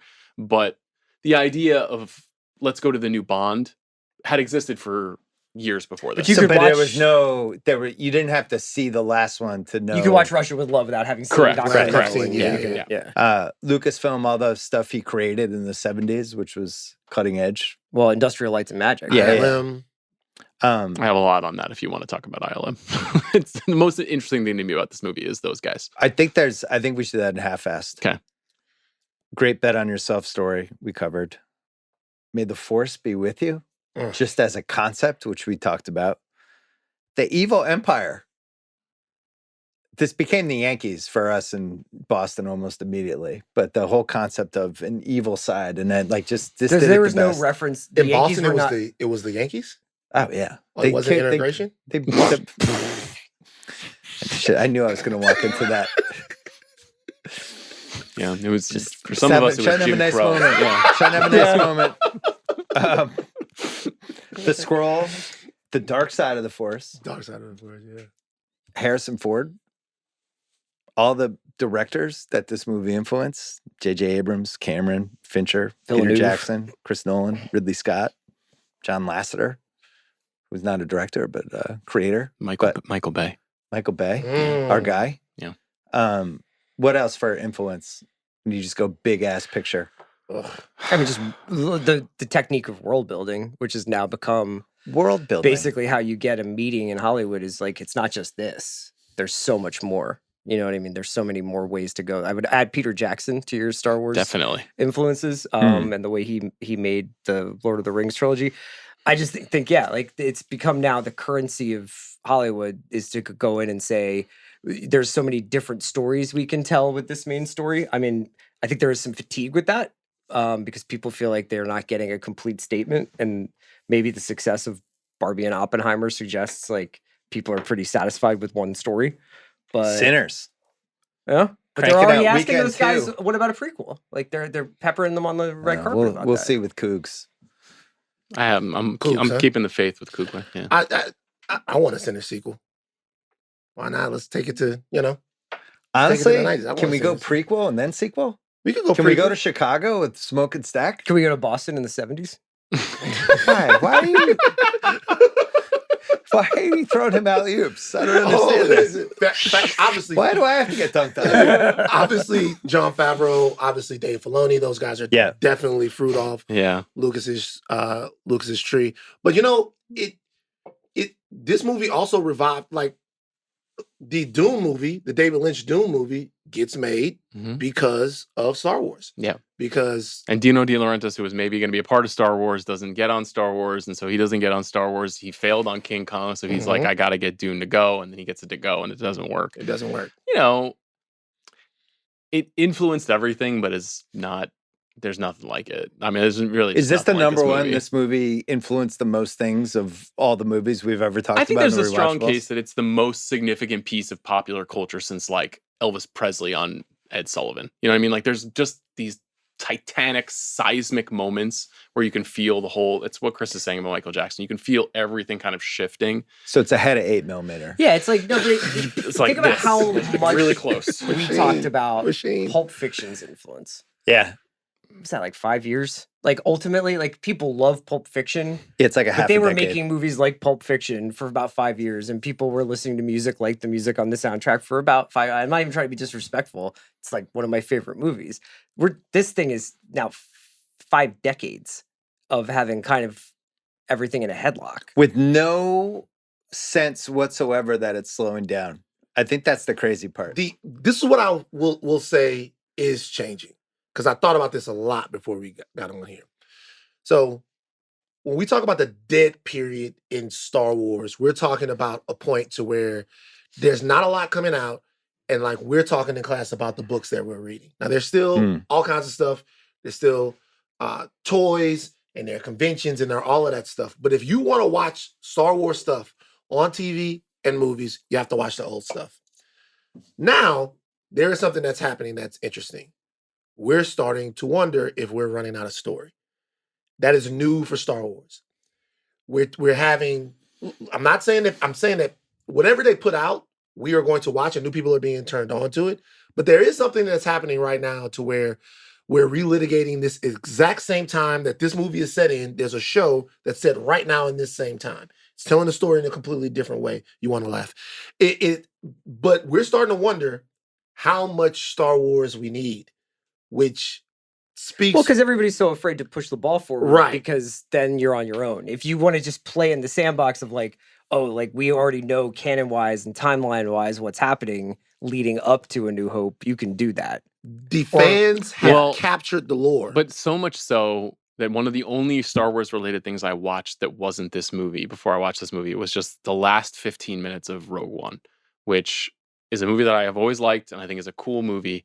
But what's most compelling to me about it is the last 5 minutes when Darth Vader shows up, and he is the Darth Vader that you saw in your mind's eye when you were 5 years old, where you were like, this is the baddest He's killing actually, machine that to ever me, lived. looks even cooler. He's Yes. way cool. Yeah. But the thing that is interesting to me about that is that when that movie ends, it literally ends all the way up to the last second before Star Wars for Starts. A New Hope Goes starts. right up to it. Like that's how much we have exploited the material that we made a whole movie about every little thing that happened right before this movie that we're talking about on the pod starts. And now we're making a 2-season TV show about every moment that goes up into that movie. Until that movie. When Solo came out, this was the first time that I was like, there are limits. I liked Solo. But here's the thing about Solo. And what's the lead actor's name? Alden again? Alden Ehrenreich. Okay. He's good. Yeah. That movie changed his career to me because he was on his way up. Everyone loved him. He had this personality, and then somebody asked him to be Han Solo. Somebody asked him to be Harrison Ford in the most perfect role of all time. And I don't give a fuck who you get. You can't do it. You can't do it. So there is a part of Star Wars that every Star Wars fan has to come to terms with that cannot be done like the way it was done in the past. And I think people are having a hard time coming to terms with that. It would be funny if like White Lotus adopted the Star Wars strategy and like, we're doing an Armand prequel. Just like ripping through. We're going to follow, what was the family that lost the dad lost the money? The Ratliffs? Ratliffs. It's a Ratliffs. It's a We're gonna Duke see what happened with them for kinda, four seasons. Let's take one more break and there's more George Lucas stuff. Just a quick backstory. Lucas wants to do a Flash Gordon type thing. He starts working on a treatment in 73, called it The Star Wars. He wanted romance and adventure and fun and space and started showing it to people and nobody was supportive. And they were like, why the fuck are you doing this? Why don't you make some real movies? And people are just shitting on him. And then 20th Century Fox finally liked it. They wanted to be in business with Lucas. Gave him 150 grand. American Graffiti crushes. They're like, here's 500. He does the sequels merch thing. He bets on himself and wins to the point that no studio ever does this again to this degree, where they're just like, yeah, take it. It never happens again. It's a one and only, this was the only time, the only one, I mean, there's been some close ones, even Coogler recently with Sinners, where you can get it back in 25 years. Nobody was ever like, yeah, it sounds great, take it. Well, I mean, Megalopolis did just happen. You know, like you can still pay for the movie yourself. Right. But it's very rare for someone to actually own the creative rights of a studio film. Of a studio movie. Immediately, basically. Immediately and in perpetuity. So he said the screenplay was almost 300 pages long. Ended up, I don't know if you want to go into how he took Revenge of the Jedi and ended up moving stuff around and saving stuff for later. Yeah. They filmed it in Tunisia, in England.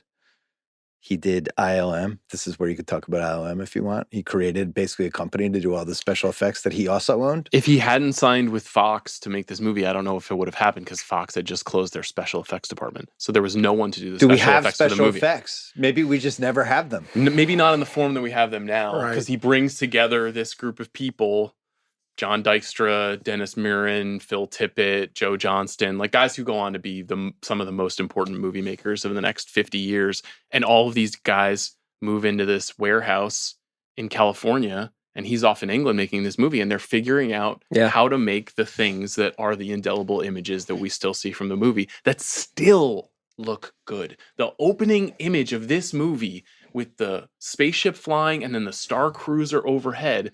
There's an incredible documentary series called Light and Magic on Disney+. If you are even 1/10 of a movie nerd and interested in how they do these things, you have to watch this series because the first 2 episodes walks you through specifically how they developed the technology, all these guys in this warehouse that made all this stuff possible, the motion cameras that they invented, the way that Phil Tippett is creating, like evolving animation styles, like all that shit that they did is so cool. It's dorky. It's no doubt dorky. But it changed movies because ILM eventually becomes the place that evolves digital animation and computer-generated animation that takes us to where we are now in movies. Some of that is for the worse, in my opinion. But what they were doing with practical filmmaking effects, you mentioned the 10 Commandments, they literally get VistaVision film.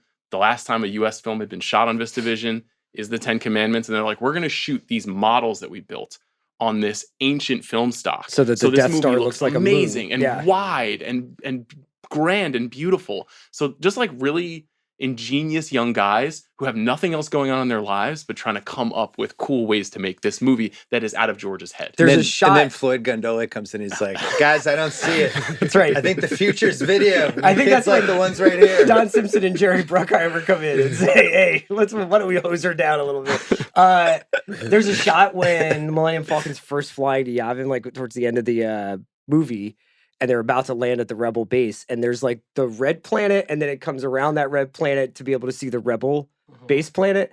And I still, to this day, I'm just like, that is outer space, right? Like I can't get my mind around the fact that guys made that. Like it looks like a spaceship traveling in outer space to me. Well, and also how fucking cool it was in Yeah. 1977. That's what I think. That's why the movie hit like it did, because people were just like, I That's can't why believe David's they did all going this 4 shit. times in 2 weeks. Yeah. Back to Sean's point about that first shot. You see the first shot, the rebel cruiser is trying to outrun the Destroyer. the Star Destroyer. I thought to myself watching it back, you guys must have lost your fucking minds. My mom said that. You My must mom was have like, the lost thing, your shit. the first ship goes by and you're like, cool. And then the fucking destroyer comes from the top of the screen over the audience. And she was like, everybody in the theater just gasped. Because even the depiction of a space battle, when the laser is coming and then it kind of dissipates, Yeah. there's not really very much sound. They invented the way space battles are supposed to look. They had to invent that from scratch. Well, Because and we they never also- went to the moon. That was all like, made up by the government. They shot that in Burbank. So Right. we don't know what space is even like at this point.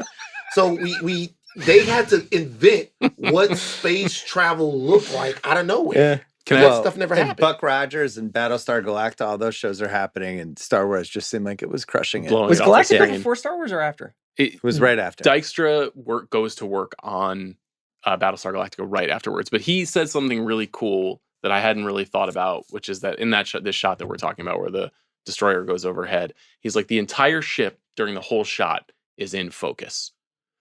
You don't realize that how hard it is to do that. There's never a moment where in the foreground or the background of the image, nothing is blurry, nothing is shadowy.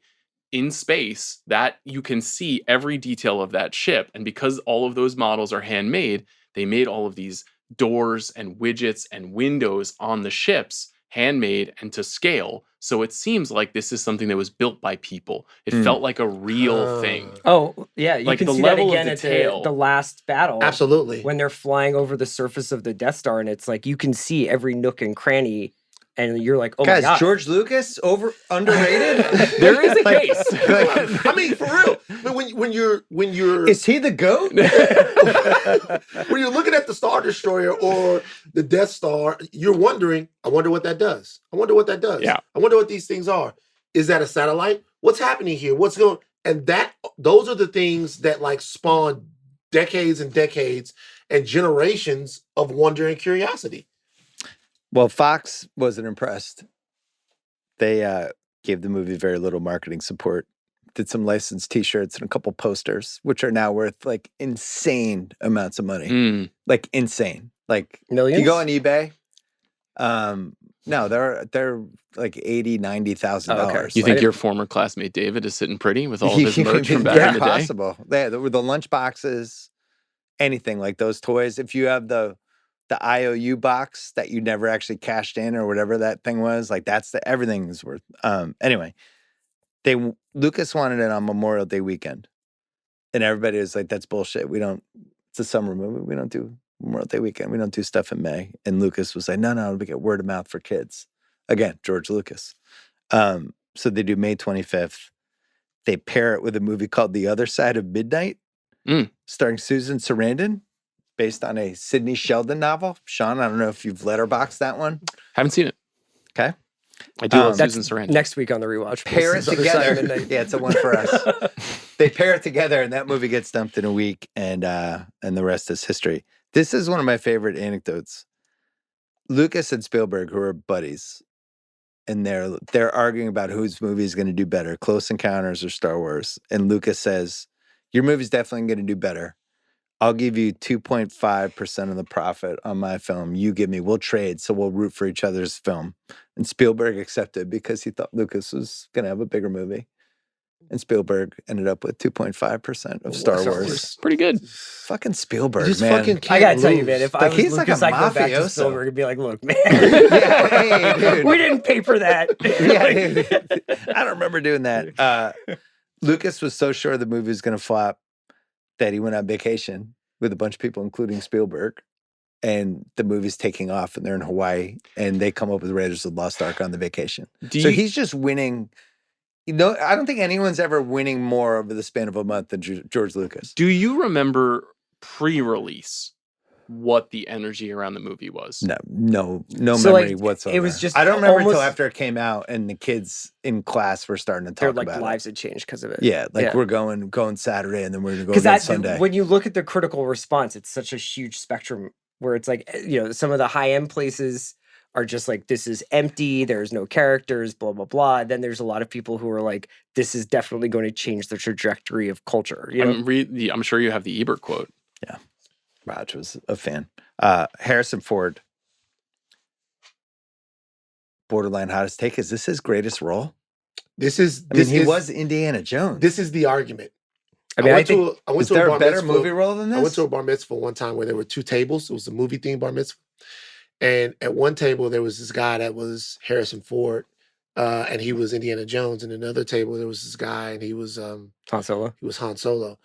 At that moment, I was trying to think to myself, Is this a recent bar mitzvah? Or? This is years ago. I was thinking to myself, is Harrison Ford Han Solo or Indiana Jones? Like, what jersey is he in? What's in his the Hall of movie Fame theater? bus? I have What's his Hall of Fame bus? the sort of the answer. My answer for this is I think Indiana Jones is his more iconic role, but I think he wins Star Wars: A New Hope. Like, I think that You stepping in the last category? I'm just saying. Jesus. I think Not even the correct answer to that question. without so it's Harrison interesting. Ford, this movie actually doesn't work on a total level. But in my mind, he is Indiana Jones. I've think thought it's- about it for such a long time. Indiana is more important for him. Probably. I think it's his most enduring role. Mm-hmm.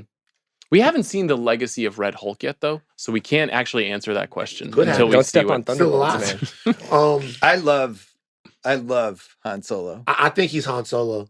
It's such a great And character. Indiana Every Jones, moment, he's the I coolest love guy. Indiana Jones like so Yeah. much. I think he's Han Solo. But he gets to cook in this. He gets to just come in and have fun and flirt and have the best lines. He's in every frame almost of Indiana Jones. It's true. I mean, look, Indiana Jones is probably his most enduring role. It is, but for some reason, when I think of that character, when I think of him as a guy, I think Han Solo. I would because go of my- Han Solo 1, Indy 2, regarding Henry 3, where he had to get shot in the head to learn how to be a good guy. We'll be doing that on the Rewatchables at some point. I All of you love are that invited. movie. I love that movie. I Yeah. love that movie. You know what that Another movie star? is, by the way? The first screenplay ever authored by J.J. Abrams, Is that true? then known as Jeffrey Abrams. Yes, He must have been a Interesting. fucking child. yes, directed by Mike Nichols. You didn't give your take on Indiana versus. I think Sean Indiana just bowed Jones. out. I think Indiana Jones is the one. I think the way to measure this will be when he dies, and I would imagine that the obituary is already written. The New York Times First it will movie? say, Harrison Ford best remembered for his roles in Raiders of the Lost Ark, Star Wars, Anchorman 2. and 42, and Guardian Sabrina, Reagan. Working Girl, yeah, in Clear and Present Danger, and Miller I- Brothers. I a guess really I'll say tough one. Indiana Jones. I like the Star Wars What do you movies say? more. You said, It's Indy is what he's most known for. Yeah. but for you, it's Han Solo. I think Han Solo is the most important part of this movie to me. Who else in the history of recent history movies, last 50 years, could have been as good as Han Solo that we've had? Honestly, you have to be, to me, like when I watch him in this movie, I'm like, this is like if Brad Pitt and George Clooney were the same guy. It's like it's got the ineffable cool and like that kind of remove, but also like can make fun of himself and seems like a joker. And it's so hard to put that together. There's It's a Denzel case. He's a little edgier. He's like a little closer to Training Now Day. you got Denzel. me thinking about Denzel when he asks for the money from ladies, like, 'cause I'm leaving with something. I'm leaving with something. There's a Denzel case, is all I'm saying. Because it's a charisma role. It's a charisma. I'll steal your girl. I'll steal your money. I think the I'll steal most anything. realistic one is if it was a couple of years later. I think Kurt Russell. If you put Kurt Russell in this part, Not bad. that's like that movie. He's basically works. Snake Plissken as that movie Han works. Solo. Not bad. Because here's the thing. Han has to be dashing, but not too pretty. Yep. because he has to look a little rough around the edges. Yeah. He has to be Yeah, he's a smuggler. an He's- asshole, yeah. but he's got to be lovable. He's got to be somebody that like a face that you can kind of forget because he's got to get past Well, imperial. Mallory would checklists. be furious right now because she thinks Harrison Ford walks on water and is the most handsome man who ever lived. But in Witness, though, so that's a couple True. of years after he got better as he got older. Music by John Williams. You guys might have heard of him. He blacked out here. Yeah. He fucking did it. He Not a bum note here. he grabs the belt in this movie.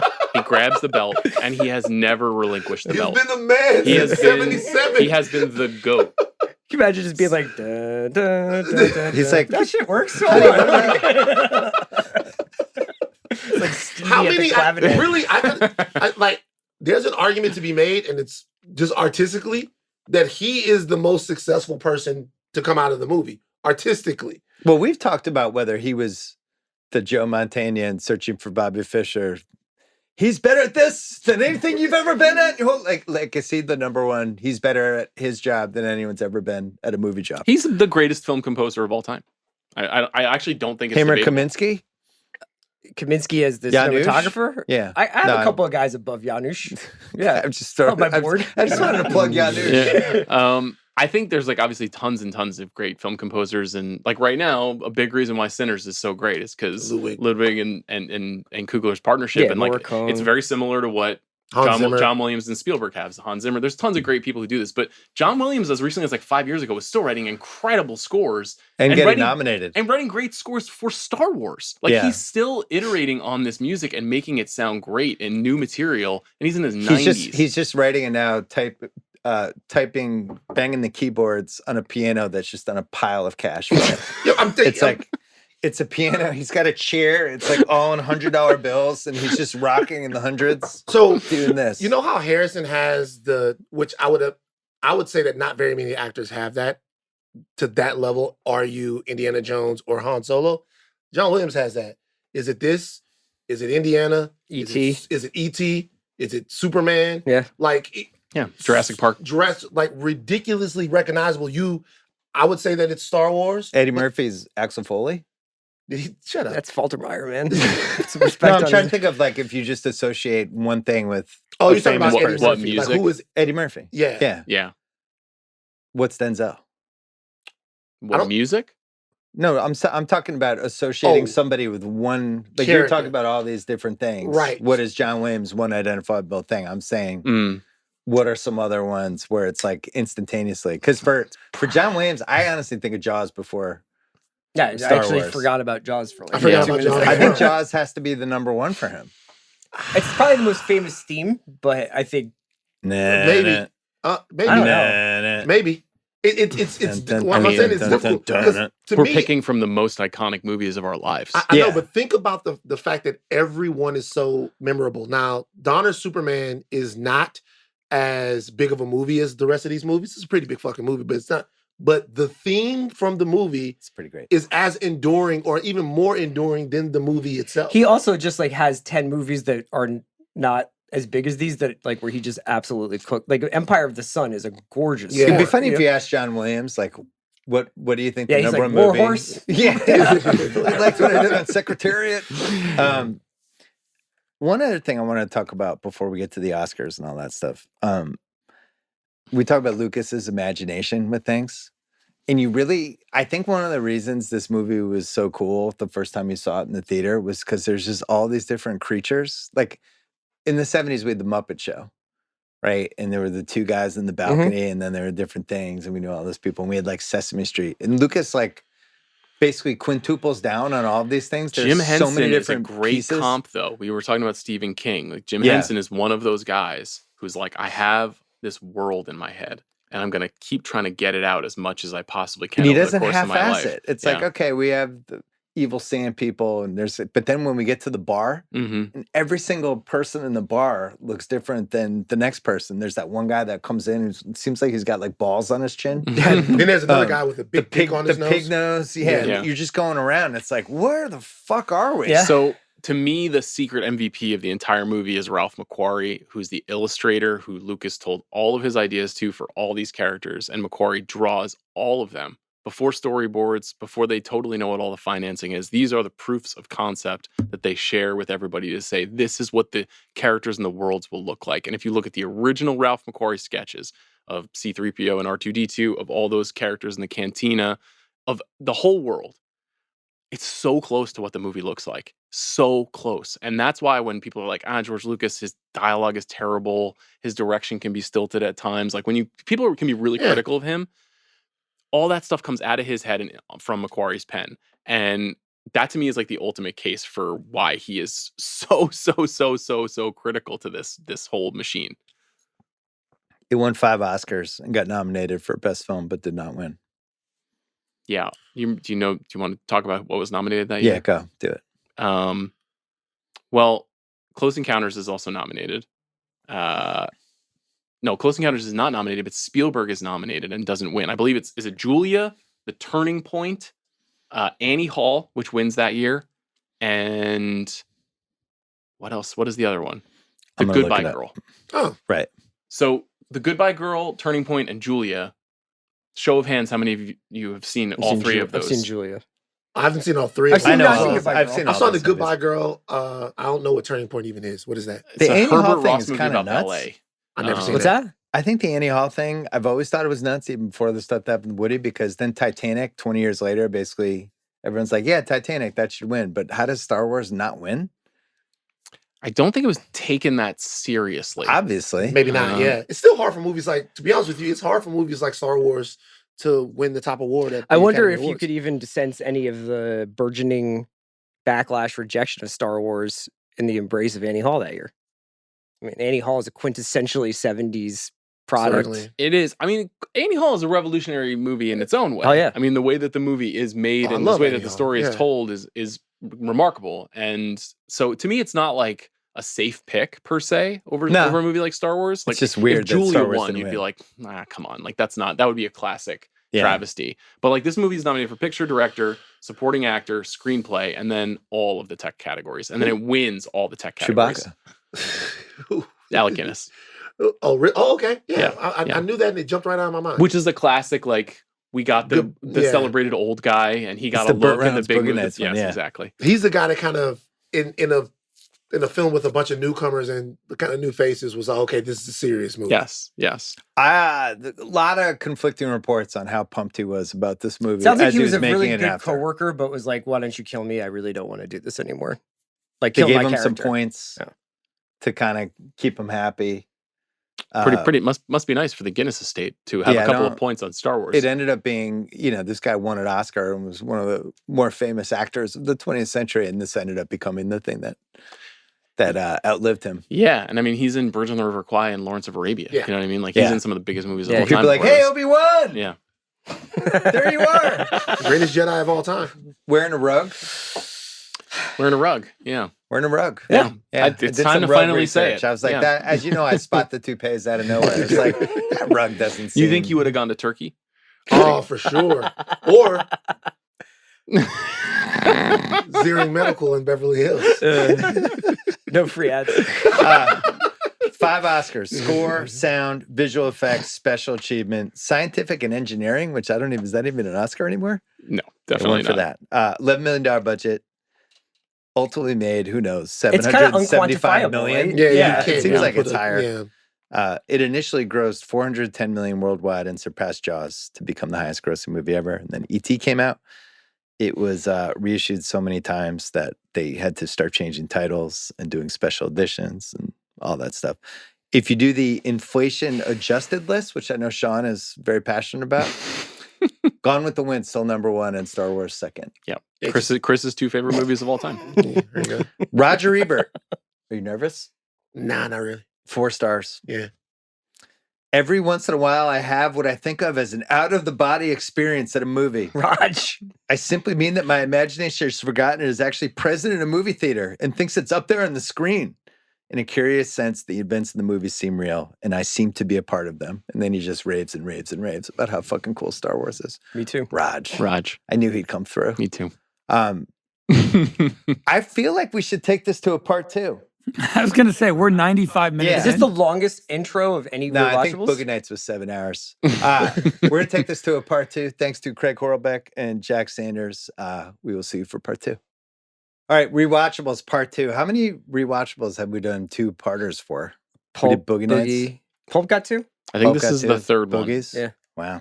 Didn't even know this was going to be a part 2, but then part 1 lasted so long, we were like, Jesus, we haven't even gotten to a category yet. I feel like if we redid JFK, I would go 2 parts because now we have more documentation. Who said, why can't we go Lucas on it and just dive back and just try to keep making It's a it good better? idea. We should How we digitally edit that one and get more Yeah. conspiracy theory in there. Let's say categories because there is a lot Okay. to cover. Most rewatchable scene, opening shootout scene and Darth entrance. That's in there, right? Yeah.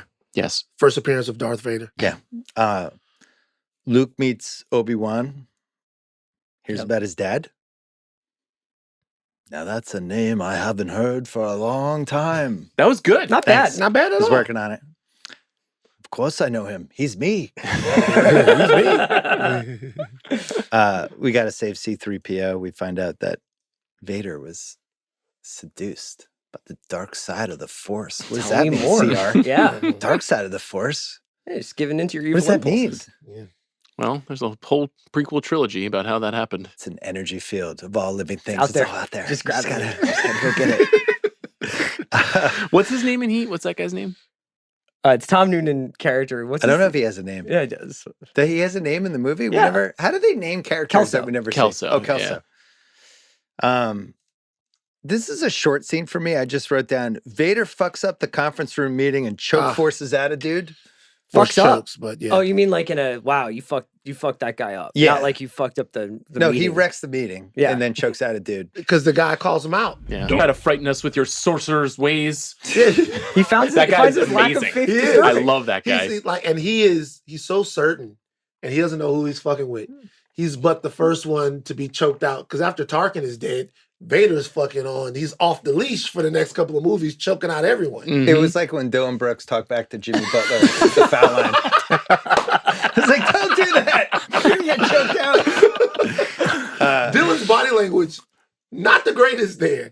No. Seemed like he was up No. against a bigger lion. Sometimes you know. You're right. Yeah. Sometimes you can tell by the pupils. It's all right to enjoy every Vader moment of this movie, right? It would be Yeah. amazing To if make me a Vader bad had been person. Like, get ready to learn Chinese. Get ready to learn Chinese. The Star Wars bar. The By cantina. the way, Yeah. you can Cantina. throw in after I'm done. I try to cut it down. I got you. I think this is the one of the best scenes of the entire 70s. It has led to a lot of comedy, a lot of jokes over the years of, oh my God, what bar did we just walk into? Is this a Star Wars bar? Just a million of those. We don't serve droids here. Yeah. Droid racism. Why not? Yeah. Yeah, what's wrong with droids? Droid racism. Droids can buy a beer. Well, we didn't know at the time. The droids, they had some problems with Yeah, the have droids. some problems with the droids. The droids are. Oh, tell me, what were the problems? I actually don't know what you're talking about. Weren't the droids part of like the clone army or whatever? Like, weren't Oh no. Well, do you think they know C3? They know 3PO and R2D2 from before? they? No, I meant like they just right. have like an antagonism towards droids in general. Right. So during Droid bias. well, not the Clone Wars, but Sorry, prior yes. to the Clone Wars, like the See, this is why I can't be a Star Wars fan. what? Well, no, not this. Yeah, It's Craig's actually out. this. Craig just left. Well, no, prior to I'm Clone asking if Wars- that's why he said. I don't know. Okay. I actually don't. He know. said it because droids don't drink and they take up space in bars. Oh, That's why he Sean, said it. come on. But the original when the Trade Federation when it first started, everybody that they were fighting it was all droids. Okay. So maybe they didn't like droids. They didn't want droids around. Do you think they should have He's given? like, there's a square footage issue. They have so many drinks they need to turn That over per hour. cantina is not as big as it looks, you know? Do you think C-3PO should have had a Boston accent and then got mad at the bartender and be like, "You think you're better than me?" Do you like the Star Wars cantina more or less than the Verdict bar? No, the Verdict bar is number one. Is this bar the same set as the bar in Raiders? It's not, but they have a similar energy. Yeah. With the way the bar is set up. Yeah, a lot I of don't know, reminded me of scoundrels that. in the mix there. in both We those get bars. Monster with testicles on his chin. We get the negotiation with Han Solo for Yeah. $17K, and most important, we get a shootout with Han and Greedo, which becomes the most. I never knew It's like anything the about this till Zapruder the film. research. Yeah. The Star Wars universe loses their fucking minds about this. Yeah. Why is this so important? Because it's central to Han Solo's character. And It's the MJ versus LeBron Yeah. of nerd culture. absolutely. Over my dead body. Yes, Yes, I bet you have. It's central to Han's character. That Well, can you go backwards? So in the first cut of the movie, which no longer exists, people think Greedo never shot at him. Han shot first. Han shoots Han shot first. first. Yes. That's why they have the Han shot first T-shirts. Yes. But then in '97, what happens? They change it to where Greedo takes a shot at Han And misses. and then Han kills And Han Greedo. like ducks. And Or Greedo is, says McClunky, which Right. is like a line that was not in the movie originally. and the Star Wars nerds lost their minds. So this is the deal. This was like the most egregious violation. They retconned ever. his decency. Right. Yeah. And this is the thing, right? This is, to me, emblematic of what happens to something when it is consumed by the masses. Solo has already been established as a good guy. He goes from being a scoundrel and someone who only thinks about himself to being a good guy. We don't need to make him a good guy at his core. His character arc is that he finds value in his friends and in his relationships and then becomes He a comes general back at and the then- end. Yeah, He's our Right. guy. That's the value of it. We don't need him to always, at his core, have been a good guy. He is the type of guy that says, oh, you're here for this. I recognize my opportunity. I will kill you before you have the opportunity to kill me. Can I ask you a random question? They What, shouldn't have changed it.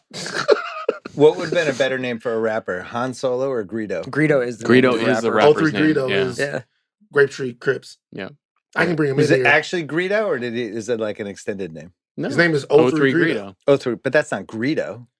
His name is Greedo, though. Inspired by Greedo. Yeah, Great name. It is. Grape Street. Very unforgettable.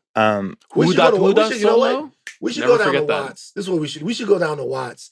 That's what we should have had in for this, like the actual Star Greedo. Wars and in the Star Wars pod in Watts. In Watts. We should have gone down and did it with the Grape Streets. They'd have been. I'm going to move thrilled. on. I have R2 and Chewie playing circle chess. What's going on there? They're CR? just playing futuristic 3D Risk chess. Yeah. You skipped one of my favorite low-key scenes, though. Well, go, stop. Tarkin making Leia watch him blow up her planet. I was a kid. The first time I was like, they're not going to blow that planet up, though.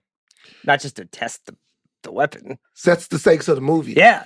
Also, look at the sheer shock and horror on her face when he goes, ready the weapon system, fire at will. And what did you She say? You're far too trusting? Yeah, you far too touching. Ready the fire at will. What? And then she has to watch everyone, her family, everybody she's ever known, blown up. To be fair, though, she gets over it pretty quick. Handles it well. Yeah. Handles it well. I have some notes about that a little later. Yeah. Well, during the circle chess scene, we learn that it's not wise to upset a Wookiee. Mhm. Luke tries to figure out the Force with a lightsaber. Mm. Solo's like, fuck it, I don't believe in the Force. You guys are fucking crazy. And then and Obi's just coming in with your eyes can deceive if you don't trust them. He's doing his thing. I really like all that's going on in that scene. There's a board game going on. Yeah. There's somebody trying to figure out the Force. Han Solo's cracking shit. Mm. You went on that scene? Of course. Okay. I have the Falcon crew breaking into the mothership. What are our thoughts with Chewie with a gun? What's going on with him? Well, I think he's a prisoner, so he's pretending to be. Would you want to break into a mothership with that guy? It's that so creature? close to long legs. How dare you? You Talk about Chewbacca this way. Did you look in the mirror last night? I told and you when I had this practice- coffee, I was going to be fucking lit. But you came in with like a really good Alec Guinness, like a really good Yeah, thanks, Kenobi. man. And now- and I then had you to just step blast up. been You guys hiding make it. this Yeah, way I more was than like, me. you know, what the fuck are you doing? Why you treat Chewie this way? Chewie's the muscle. You gotta have him. The princess, they're going to save her. We figure out. Aren't Are you they a going to little find her? short Are they for a find her? stormtrooper? Yeah. Vader, how do you feel about Vader? It's like, presence I've not felt since. What is this? Yeah. Feeling of. Remember, that's his master. That's his teacher. Yeah. They are locked in the Force. And this is their third duel that they've had. There's Mustafar, then there's the duel that happened in the Obi-Wan movie We that don't, completely we stepped don't over. recognize that. Whatever. Yeah. And so this is I agree. And so this is the third duel that they have, but this is a guy who's been training him since he was a little boy. So they're connected in the Force. He also cut him to pieces and threw him in lava. Yeah, So absolutely. Yeah. he's probably like, This is the all-time. Well, I'll save all it of for a sudden, Apex I'm Mountain. pissed off. Right. It turns out he's not feeling the Force. It's Bill Belichick's girlfriend. Just trying to interrupt the scene. She's got a little bit of Princess Leia energy. Yeah. Should she have been there when Leia was being questioned about Yeah. the location of the rebel We're base? not She talking said, about we're not that. talking Stop, about Not that. stop talking it. about that. How do you feel about escape is not his plan? I must face him alone. You just slipped into Charles Bronson there. Yeah, I just watched Death Wish. What do you mean, the Force? How do you feel about his plan to face Obi-Wan alone? They're still on journeys. Yeah. Vader is still on a journey. Vader has a journey that was outlined for him and for the Emperor. The lore is so dense here. But for him and Obi-Wan actually has a journey as well. He makes his decision to become one with the Force so that he can become a Force ghost and all of that stuff. So them facing each other is a separate battle than the one that's happening between the Empire and Rebellion. Little pro wrestling in this. Mm. It's like we got to do a steel cage match and really figure this out. Yeah. We've had a couple other matches. There's some double count Loser outs. goes home. Yeah, This yeah. is Loser leaves like- town. This is a loser leaves town. Loser leaves his corporeal form. And we go right into the garbage hole. What would you call Trash it? Garbage compactor. Compactor. Yeah. Now, was that in the original movie or they add shit? That's That's the actually original movie. the name of a Van's favorite Axel Braun movie. Garbage. It's a dark, dark, dark movie. This whole scene is really. This is. Would you say this is the what's our category for the okay, motherfucker? It's up there. This I is mean, when it really I kicks think up. okay, motherfucker is when Darth Vader blasts through a door in the first scene, but this is so cool, even though like some of the physics of it don't really make any sense. Yeah. I always every time I watch it, I'm really nervous that they're not going to get out. I'm worried that one of them is going to go down. They're going to get squashed. Yeah, It seems like every time you're so happy that 3PO comes through. because they're so elated. Yeah. They don't get squashed. One of my- Squashing scenes always work where people are like, and you just Yeah. One of my favorite cuts in the whole movie is when Luke has got the radio and he's screaming and he's saying 3PO, 3PO, and then it cuts to the mic on the other end and 3PO's not there. Oh my god! And you yeah. can hear it and he's stuck behind the closet door. Or when 3PO Yeah. thinks that they're all dead, and he's like, "Oh, damn it!" and then Chewie's like, Stop with the Chewie. 3PO gets such a raw deal because a lot of Star Wars fans don't like 3PO. really? Yeah, like kind of A lot the annoying. Well, he's annoying, but he's got some good lines. Well, R2 is a hero. R2 is a Yeah. hero. He shows up. Don't come on. You're doing so well. He's kind of Draymondy, I would He's say. fine. You know, like R2 or 3PO? R2 is like Draymond and Luke is Steph in this equation. Basically, You know, like Luke needs R2. Yeah, True. this is like his navigator. Like Draymond with no flagrants or anything. yeah. And he always comes through. He's brave. He fights. He's resourceful. Hold on, he's a brave little droid. He didn't knock my socks off in either viewing, but Okay. maybe I missed some stuff. Cool. There's a lot more stuff. To come. Cantina into Death Star invasion into Compactor, crack. Yeah. Incredible sequencing. So good. Darth versus Obi-Wan. No, I am the master. Your powers are weak, old man. I'm starting to sound like Chung Li a little bit. Oh, Bloodsport. Bloodsport. Yeah. This will be a day long remembered. It has seen the end of Kenobi. It will soon see the end Of of the the rebellion. Did you want more from the saber fight or no? I think it was a sacrifice for for a longer How'd you feel game. about Sir Alex like little twirl move? Kind of slow. Yeah, we can get into that. I Little have some Kendrick analysis. Perkins in the low post Yeah. kind of jump hook energy. I watched the tape on this one when I got up in the morning. Wasn't great.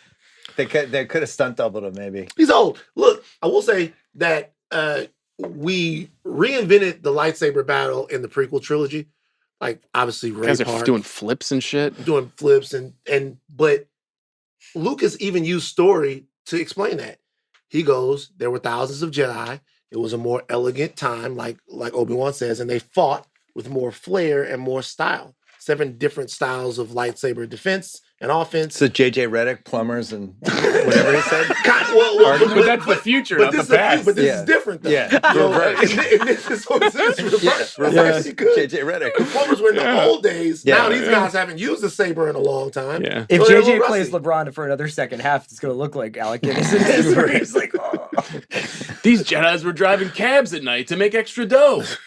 I was trying to think, like, if like Shannon Sharp not being on First Take anymore, if they have to jumpstart the ratings, they should do segments where they do like stuff like them actually breaking down Obi-Wan versus Vader and just being Absolutely. like, Obi tanked the fight. He tanked it. He just rolled over. This is why he wasn't the greatest Jedi. Just like hands flying. How many rings does Obi-Wan have? What's he doing? He's just in the desert. He's not even a great Jedi. What is he doing is a good question. 2 more scenes. The Millennium Falcon comes back to save Luke, which I don't remember seeing the experience of seeing this in the theater other than being like, whoa, outer space. But I guess a lot of times people cheered in the theater when the Falcon, Millennium Falcon showed up. That was like a moment, fan. I have you now. Then out of nowhere, he's knocked out, and they don't kill Vader. Yeah. They don't kill Vader. Great shot, kid. That was 1 in a million. The trench run is my most rewatchable scene. This is... This whole sequence. Well, I had one more. It's the signature that? scene of the movie. I had one more scene. Okay. I kind of I like think the so. big Yeah, ceremony I at think the so. end. You do? Yeah, I do. I'm Everybody into getting the their ceremony. rings. Yeah. It's just I kind of really an enjoy it. epilogue. It's not really a scene. Like, there's very little dialogue. Did Chewie get like a medal? No, or this just... is the whole thing. Oh, don't act like you know this, right? No, he's on the stage, No, this is but a he whole doesn't thing. get... There's a whole they- thing about this. Did- About Does it how go he never against- got a medal, and they had to give him a medal in the later movies, and you know. Does Do it you go know- but against you- like you're Wookiee not- you're religion? not- No, it's just I like never thought he got wasn't one. I didn't respected as a understand why he was person. on the Well, stage. technically, what did he really do? Wow. Wait, Wow, are we? he's also disrespecting Chewie. Chewie doesn't fly anything. Luke blows up the Death He's Star. first mate of the Millennium Falcon. Yeah, he was on board. Okay, Oh man. so you don't It's think tough. you don't think Chewie deserved a medal? Are we I sure mean, if, Chewie if is it's a good? participation trophy, we can Wait, give it hold out. on. Hold on. Not only do I think that Chewie deserved a medal, I think the droid should have got medals too. I agree. Okay. There's a cutaway to the droids, and they're just like, They're all shined up, but I think they should have got medals too. But just to let you know, the fact that Chewie didn't get a medal is a gigantic deal. And I think it's Rise of Skywalker, Yeah. an abomination of a film. a movie in which he should have been killed, Right. Yes. and they end it by giving him a medal. They gave him his medal. They gave Chewie his medal. And I'm it going to didn't do my matter. CR thinks Luke Wilson could have been Harrison Ford Hottest Take Award right now. Chewbacca, most overrated sidekick ever. Stands out everywhere he goes. You can't slide into any. Super just tough wait, right now. Just wait. It's the hottest take. I'm sorry. I thought I was you're delivering right. hottest You're right. takes. You're right. Everywhere you go with him, he stands out. He's a fucking behemoth. Who's not going to notice him? He speaks an unintelligible language that only one other person understands. He can't do anything. Okay, you He's- don't know what he's the fuck fucking you're talking useless. about. He can't shoot guns. Wait. You don't really see him fly okay. shit. You don't know what In the fuck trash you're- compactor, he can't break down the door. Bill, Break down the door, Chewie. Superhuman strength. You did so well for like 2 hours. Hottest You take. had another Bill. coffee. Hottest take. You don't know what the fuck you're Can I talking about. finish? Please. Never uses size or strength, and I don't understand That's why he not was even on true. the stage. Like, okay, first of all, he hits is- like 2 he is stormtroopers. an expert pilot. He's actually an expert shot with the Does he With the show plane, motherfucker. the plane piloting at all. in the movie though? Like, is he ever piloting the Hit with Millennium the gun Falcon? is embarrassing. Okay. when they're leaving Tatooine and they're escaping and going into hyperspeed, you know, Chewie was there. He was co-piloting He's the the Millennium co-pilot of the Falcon. Millennium Falcon. That wasn't some And by the easy, way, he's the you know, mechanic of the fucking the ship. Kessel Run He- 12 this? parsecs didn't parsec itself. He fixes the ship. Like Remember the he's- movie Sully? Who was the co-pilot? I don't remember. Aaron Eckhart. Hey, I Of don't course remember. See, I don't remember. remember. All right. Okay. I don't know. So, hottest take. I thought it was Good. fun. It's a great By the way, take. Great also take. the muscle. Once again, he's I want a little more. Harrison's How about muscle. he could have fucked a couple more guys up? I think he has more utility in the future films physically yeah, in the next two. that's what I wanted. and by the way, it is Fun to look at. Chewbacca that Kenobi talks to That's absolutely right. in order to get Luke and Kenobi onto the ship. He arranges the whole deal. To me, I think there is a case for most rewatchable scene for the cantina scene, because the cantina scene gives you this. It gives you Obi-Wan wields a lightsaber. The first time you really see, which is very exciting. It's the first time you also see a limb get cut off in a Star Wars movie, something that recurs throughout all of these movies. You get Han and Greedo, which is super small character moment in a movie that tells us a lot about the world that we're in.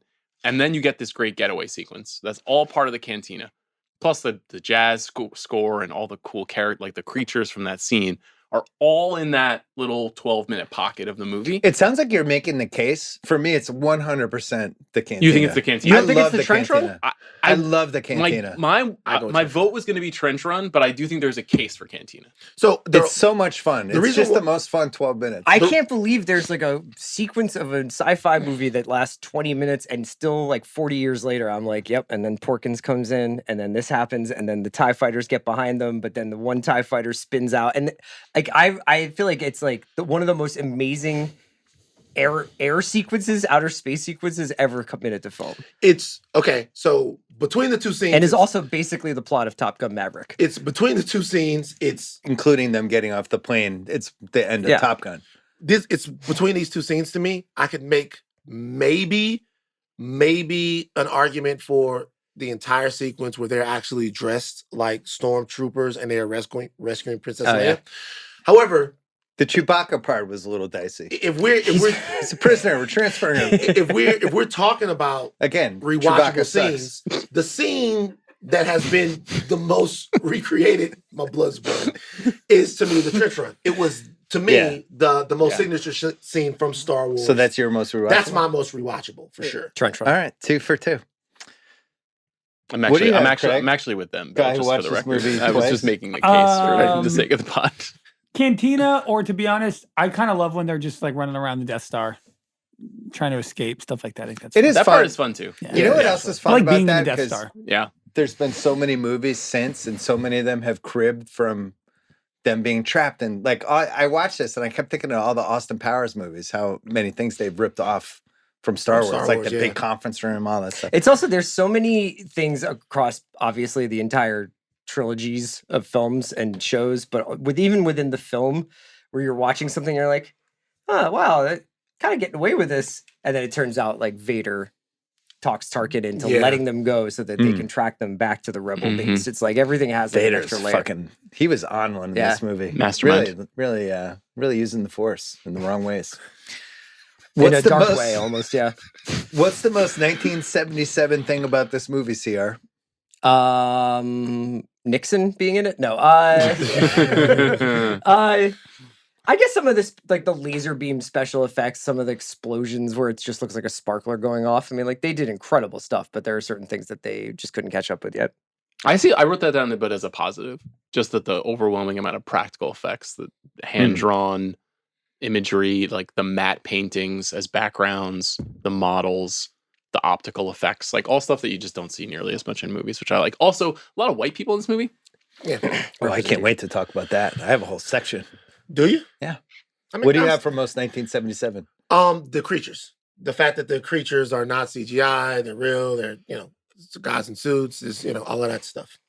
I had Mark Hamill's Cassidy Boys, Andy Gibb haircut kind of vibe. Yeah. It's very 1977. He could have been on 20 TV shows. Yeah. Ironically, he was on 8 is Enough in the pilot. He played the oldest son. A show where Dick Van Patten had 8 kids and then got out of the show so he could be in Star Wars. He's like, can you please let me out of the contract? Interesting. A chance to be in Star Wars. But that haircut was just there for 2 years. You know who's remaking 8 is Enough is Robert Saleh. They're actually remaking that on Disney Plus. Yeah. So good luck to him. Does he have a lot of kids? He has like 8 kids. Yeah. He just like had less kid. or more than Straker said just had another one. He and Philip Rivers are in a Obi-Wan Darth-esque duel to have more children. What's age the best? What do you got? So many things. Interconnected galactic universes. I mean, this is contemporary storytelling in Hollywood right now.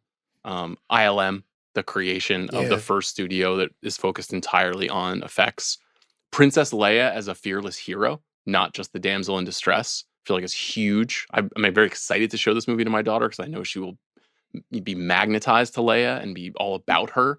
What if your daughter's like, damn Greedo? Could be, knowing some of her interests. Yeah, don't get too excited about showing any movie to your kids because they can always know. just watch 10 minutes and go, Dad, this sucks. Can we go get ice cream? That's in play, but there's a 0% 50 of chance those. she's not interested in Leia. Yeah. Sword fighting is never not cool. This is a great choice in this movie to find a Saber. hyper-technical, Yeah. forward-thinking way to do sword fighting, whether it's King Arthur or Robin Hood or the Three Musketeers or the way that it just like run, all the samurai movies, it just runs through movie history, and he finds another cool way to do sword fighting. You mentioned Harrison Ford a bunch of times. I mentioned the fast spaceships thing. That's like, that had never really been done before in a movie, where it was like, these spaceships are going fast, because he had just made American Graffiti. He loves cars.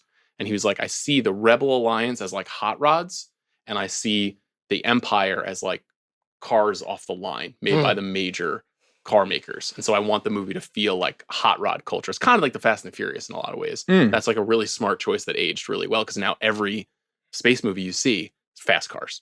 What do you have, CR? The Force being a kind of forgotten religion or spiritual discipline that only like 3 zealots still practice. Like for all the other Star Wars that we have, it's like the central preoccupation of the story. And we as viewers are supposed to understand midichlorians and how that works. Yeah. In this, it's like, now these 3 weirdos still talk about it, but for the most part, it's kind of been phased out, and it's all about industrial. It's like the long tube. Strength. The long tube. There's still some guys out there. White letter is still science. Yeah. Obi-Wan is the DeMar I was DeRozan. about to say DeMar, yeah. Then there's just all the stuff that when you're watching and you come across it, you're like, I've actually had this this has been taking up brain space for 40 years. Like the 2 stormtroopers who are getting distracted, being like, you see the new BT-16? And I'm just like, how did they just like throw that line in there of these 2 guys bullshitting with each other? Or the way that every squadron checks in, like Red 5 standing by, like, I want to text you on Thursday night and be like, Red 5 standing by before a triple header starts.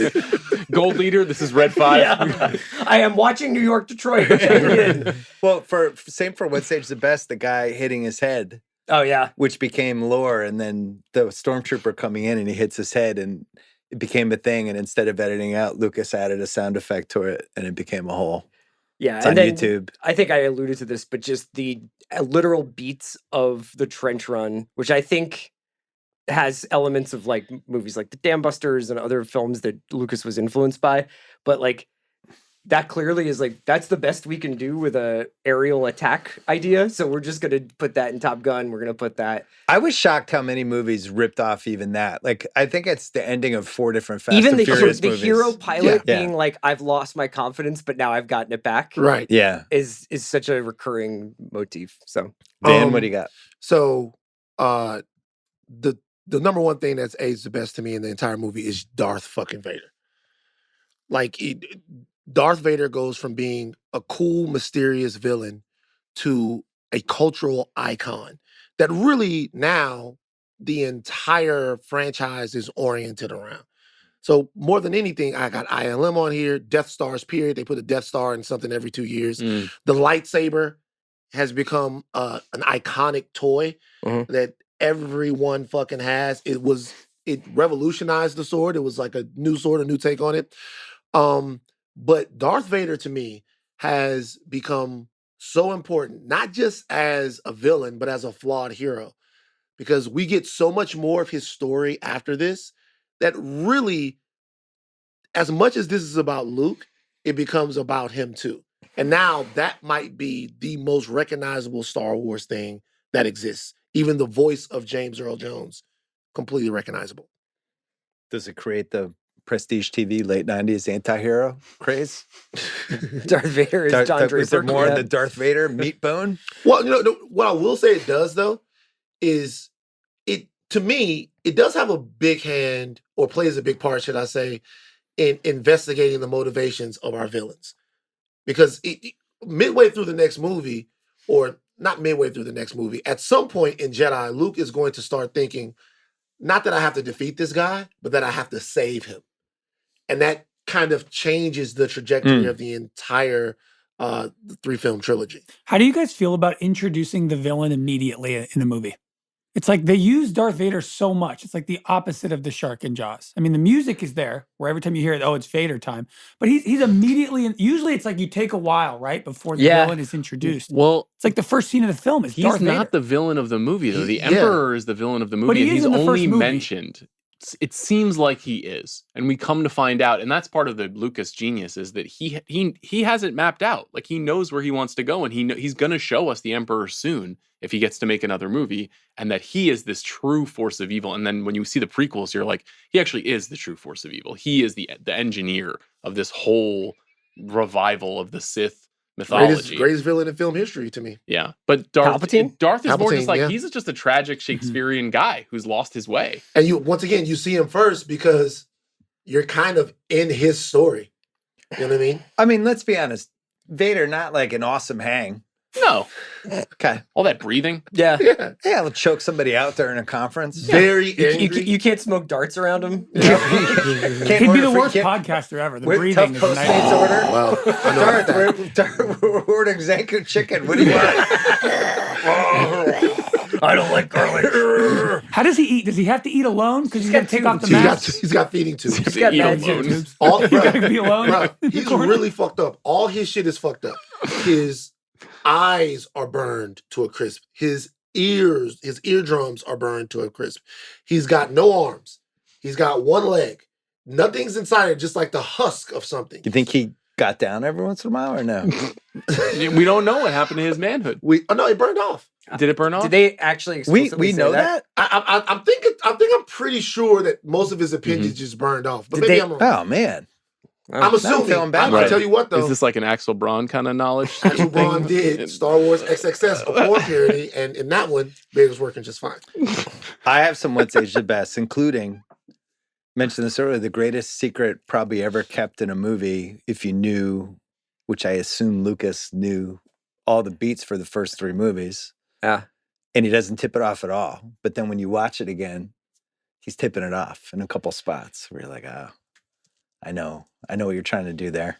I saw this. So when you first see the movie, I hadn't seen it before. When you first watch the movie, you go, well, he's treating Leia like shit, right? But like Leia has a termination order on it, and there's a way to watch the movie to where Darth Vader keeps stalling. Yeah, he you could say that, definitely. That's what I was talking about when Tarkin shows the planet getting blown up, and even though he pulls her away from jumping on Tarkin or whatever, it is fatherly. Like it is, there are these moments where it's like something is telling him that. Although I guess he doesn't know Leia's his daughter until later, right? Well, we know he's not getting horny because he doesn't have any manhood. That's right. Thanks for holding me accountable. He's dead from the legs down. They should do the alternate cut where Darth fucks Leia. That would be really exciting. Oh, Jesus. That's sort of the Game of Thrones. That's someone to watch over me. Couple more would Age the Best. Obi-Wan is the ultimate mentor. I just like mentor movies. Always fun. Every Darth Vader entrance we mentioned. Lightsabers. I had the wrestler Vader. Great gimmick. Oh, Big Van Vader. Oh, Big Van Vader. Phenomenal. One of the greatest athletes of all time. Have you never seen a big man move fat like guy that? athlete. Yeah. Who are your best fat guy athletes? Like ever? Yeah, like Vader's got to be up there, So right? Reggie White is up there. Yeah. Reggie White. Yeah. I would Reggie say White's Kevin fat? Owens has to be up there too. Kevin Owens is an amazing athlete. Vader 2.0. Warren Yeah. Sapp. I was gonna say like Refrigerator Perry, kind of like is that? Oh, that's a good one. Those guys are out there. But I would Mo say Vaughn. that Mo Vaughn Oh, great one. is way up there. But like as wrestlers go, like Andre the Giant could move around. I don't know. Yeah, if you I'm call talking him like fat, though. Earthquake. kind of stubbier fat guys who Earthquake actually and have some Tugboat. Those guys were Earthquake, Tugboat, those guys. Braun Strowman. Jokes not about really the fat, Star though. Wars bar we mentioned. How about the foreshadowing of the aunt and uncle? Luke's just not a farmer. He has too much of his father in him. The guy goes, that's what I'm afraid of. He knows. Yeah. He knows. Creating a distinct world of weird aliens, creatures, and villains, says Age the Best. A lot of people have tried. Opening credits scroll.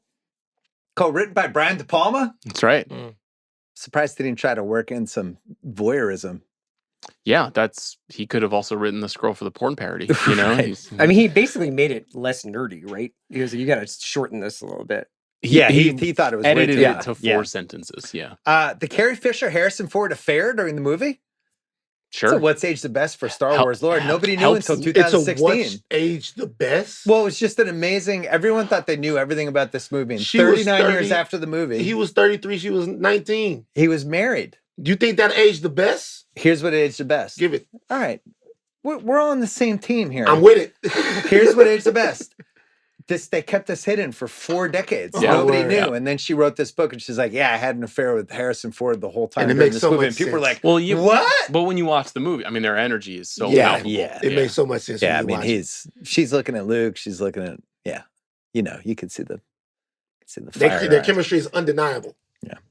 All the Star Wars parodies all over the place and everything. It's still going. Star Wars, Yeah. nothing. The Bill Murray and SNL, Spaceballs.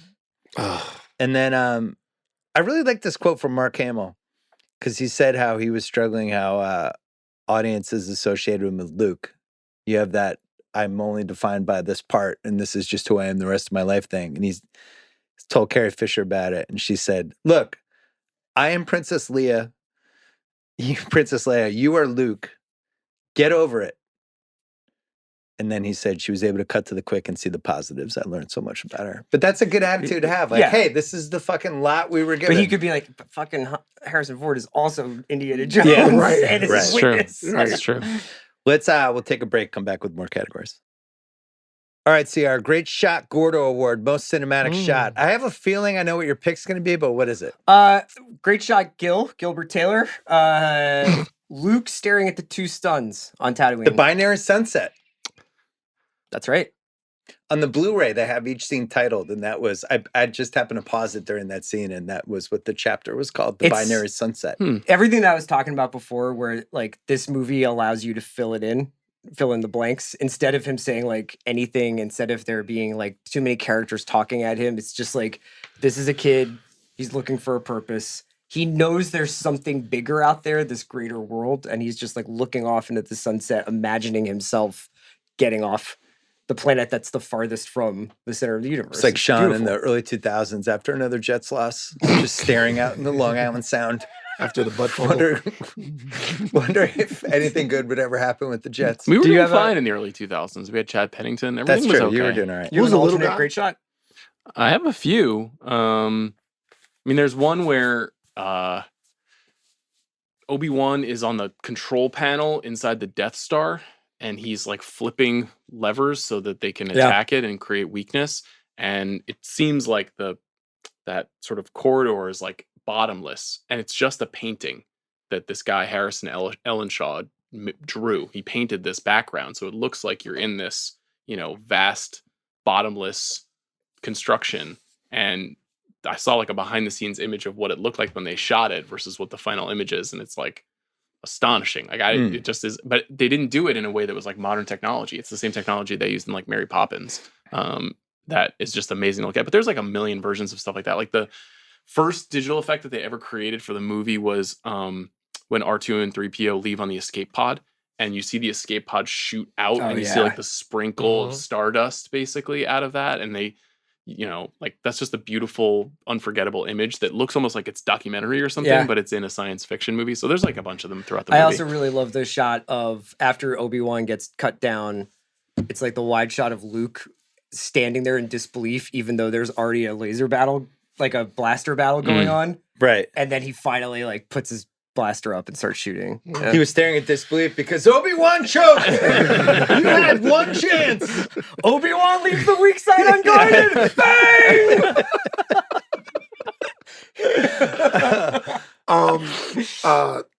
Luke looking up at the 2 moons is, Is it 2 moons or 2 suns? it's 2 moons, 2 suns. I think it's 2 suns. Okay. It's 2 suns. The 2 suns. It's a cool shot. It's a great shot, and also you're reminded that you're somewhere else. You're somewhere otherworldly. It's important. Mm-hmm. But then I've always been partial to the destruction of Alderaan. Just the first time we see the Death Star in action, doom, doom, doom, doom, doom, boom, and then watching a planet be destroyed. It's a good one. Like so high stakes. Yeah. Really rendered well. Kid Cudi Pursuit of Happiness Award for Best Needle Drop. Star Wars bar music? I have main main title or Return Home, which is basically like the Main title's good. Yeah, Main the main title's good. titles. The Sean Fennessey Award for stealth homage that gives every movie nerd a criteria orgasm. Did you have one? There are a lot. I'll stick to one. There's a Kurosawa movie called The Hidden Fortress. Yeah, that seemed like it borrowed a lot from that movie, which I've never seen, by the way. It's worth checking out. I shared with Jack Sanders a side-by-side of several images that are lifted directly from The Hidden Fortress. You're like for Jack's this Obi-Wan. movie. It's really like... Oh, well, Yeah, Jack is doing it's a great nice. job. You Shout out to should Jack. wear a brown hood. Use the Force, Jack should cut you down with a lightsaber. But like literally, I mean, I can show you these pictures on the laptop. Like these are moments from The Hidden Fortress in which the characters they really are went for perfect it. matches. You know, Princess Yuki and Princess Leia, and the droids, and the two tag along characters in the movie. Fascinating. Like it is a very overt lifting homage to this Kurosawa movie. And Spielberg and Lucas were obsessed with Kurosawa, and he's a huge fascination for them. So without Hidden Fortress, this movie doesn't exist.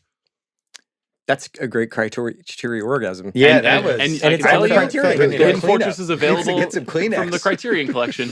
The Chris Ryan Award. Would this movie be better if a main character smoked? You didn't know I was giving this one, but Yeah, I Han think Solo, Han. could he had a Han couple Solo. more Han's- reds here? Can you imagine Han with a fucking camel light behind Yeah, his ear? just like behind his ear. Yeah. Maybe he never smokes it.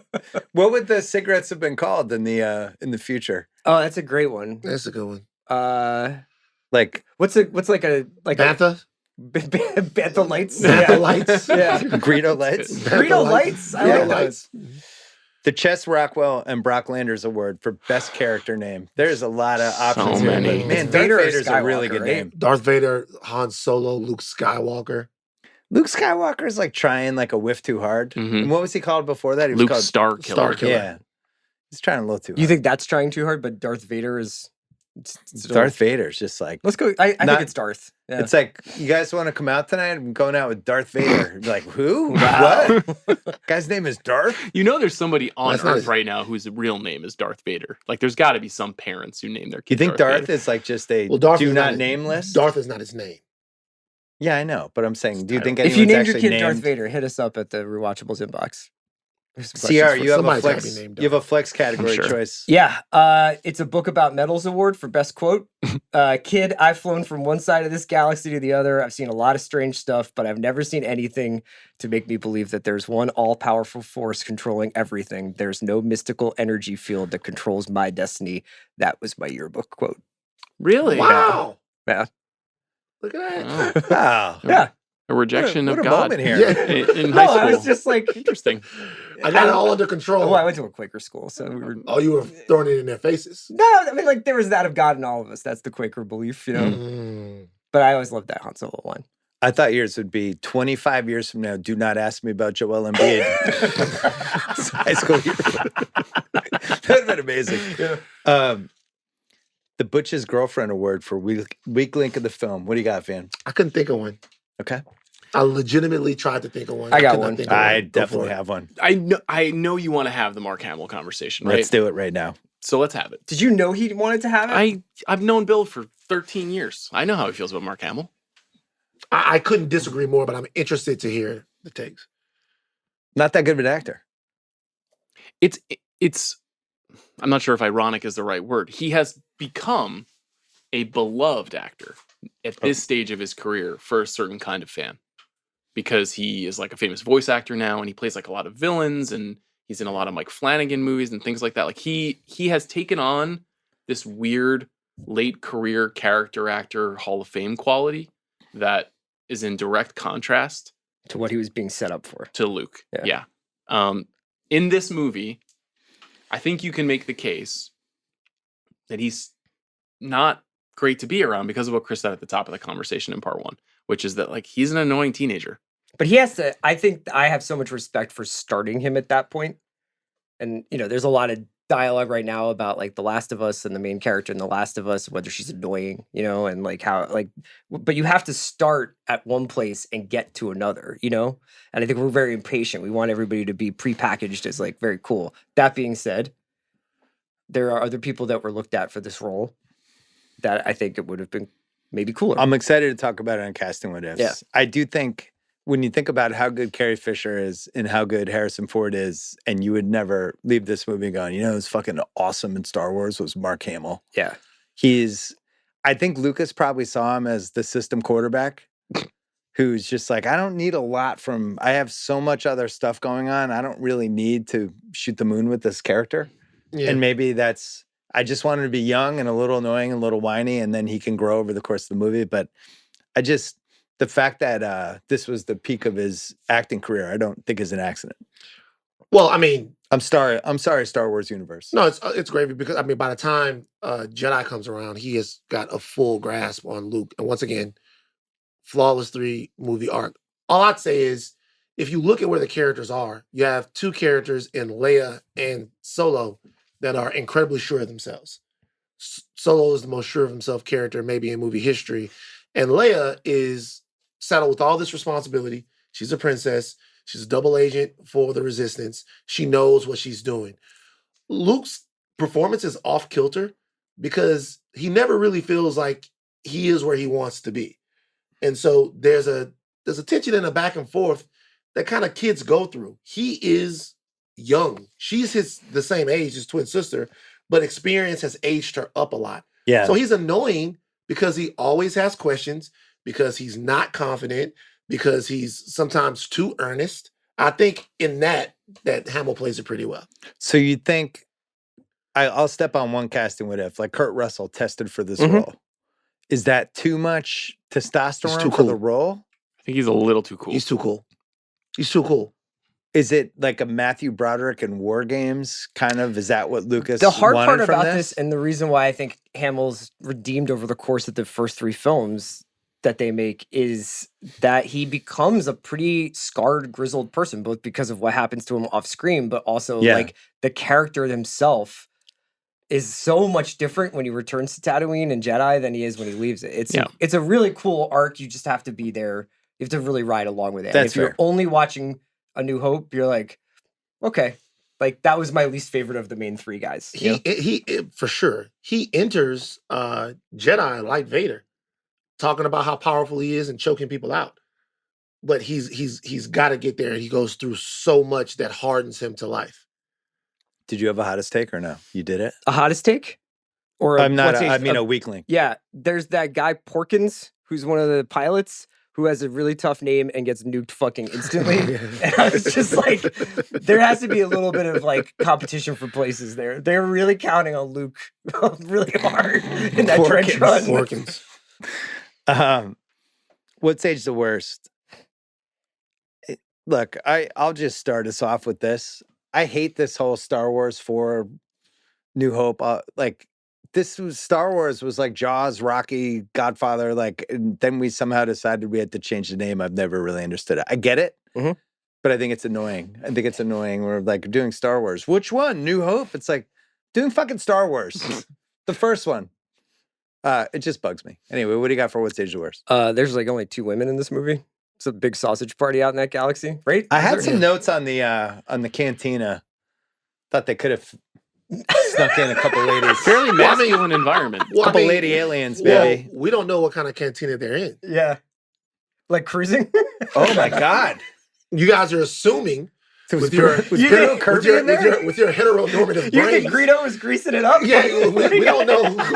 We don't know what kind of cantina they're in. What color bandana was in his back pocket? Exactly. They're playing the cute little music. You know, we don't know what's going on. Before Hanso's Greedo grabbing walks a in, Han handkerchief. is like, Yes. The whole time. Wow. The cantina. Cantina, we don't know. That right there is why we're on video. That's a good one. What's your best one? I think the movie thinks that it's clear that fascism is bad, and I'm not sure that that's aged well. Wow, right. I think the movie is weirdly, you could be read a different way in 2025. I have every moment when it's just R2-D2 and C-3PO is like watching Jalen Green try to run the Rockets offense. Just like, just post up Shengun. Can Shengun just come in here? Yeah. Can we get a jump hook from him? How different do you think the Rewatchables is when the NBA playoffs are on? Like, is it? Oh, it's It's I'm like sorry. just like I every 30 apologize. seconds. No, Yeah, no sorry about apology. Mostly teams that get eliminated by the time the pod publishes. that. I'm surprised we haven't had a John Halliburton reference yet. Aunt it's coming. Aunt Peru. Yeah. Mhm. It might have been a chance maybe to put in like Anne Margaret or Natalie Wood. Oh, somebody wow. really yeah, known. let's Yeah. put like a little sexier Aunt Peru I see. Okay. Wait, to have some sort of attachment. What? Little milfy. Yeah. You trying to fuck Aunt Beru? No, I just wanted a little more little- sex a little appeal. We have two milfy. women in the whole movie. We have Aunt Peru and we have 19-year-old Princess Leia. And by the way, one of them is giving you as much sex appeal as possible. Yeah, I'm Like, just Leia's saying. your whole Good diet little right milfy. there. Yeah. The Aunt laser Milfy. bullets. Yeah. So what do they do when they hit you?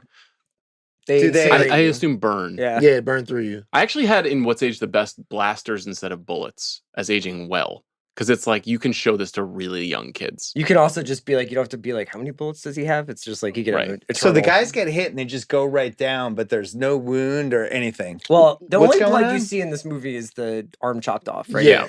Yeah. I mean, it depends, right? The stormtroopers are supposed to have some sort of armor, but That doesn't seem to work. not really. What's age the worst? This is just for Sean. 20th Century Fox released 20 movies a year, and this movie became so successful that they only released 7 in 1978. Just lost out on some great movies. They're Damn. a good movie. I didn't year. know that. Did they Yeah. just hold the other ones, or they just They were just like, let's reduce their fucking slate? ride Star Wars. Tell that director to fuck off. Do you guys have in What's Age the Worst? We're not making Penitentiary 3. What's Age the Worst? The amount of times in this movie where you're like, so that's how they do things in that family between Luke and Leia. Incest. By the way, which I'm coming back to in my hottest take, but the incest is the stuff that It that- never really gets over the She line, kisses him though. on the cheek. Like it's He's not kind of it's flirting with ultimately her. so innocent, Luke wants to fuck her. but that he just doesn't know. right. Like, could happen to anybody. Yeah. What do you? We're gonna hold it against the guy? Yeah. Although he was not able to tap into the Force in that particular respect. The Not Force being was telling him not to tap his sister. It's like, Luke, no, don't do this. What's age the worst? So Marvel Comics published a Star Wars comic book series, which ran for 107 issues from 1977 to 1986. Why did they stop? There's a lot of comics out there. I There's a wonder whole what made beta. them just. I feel like by the mid 80s, maybe Star Wars were starting to die down a little bit. I feel like that comic book thing could have just kept going. But they for- have like a lot of There's no Star Wars out shortage there. of Star Wars Yeah. material. I have one more big What's Age the Worst, but do you guys have anything else? I don't know if this aged the worst, but it aged the funniest. Disney rejecting the screenplay and then buying Lucasfilm for $4 billion.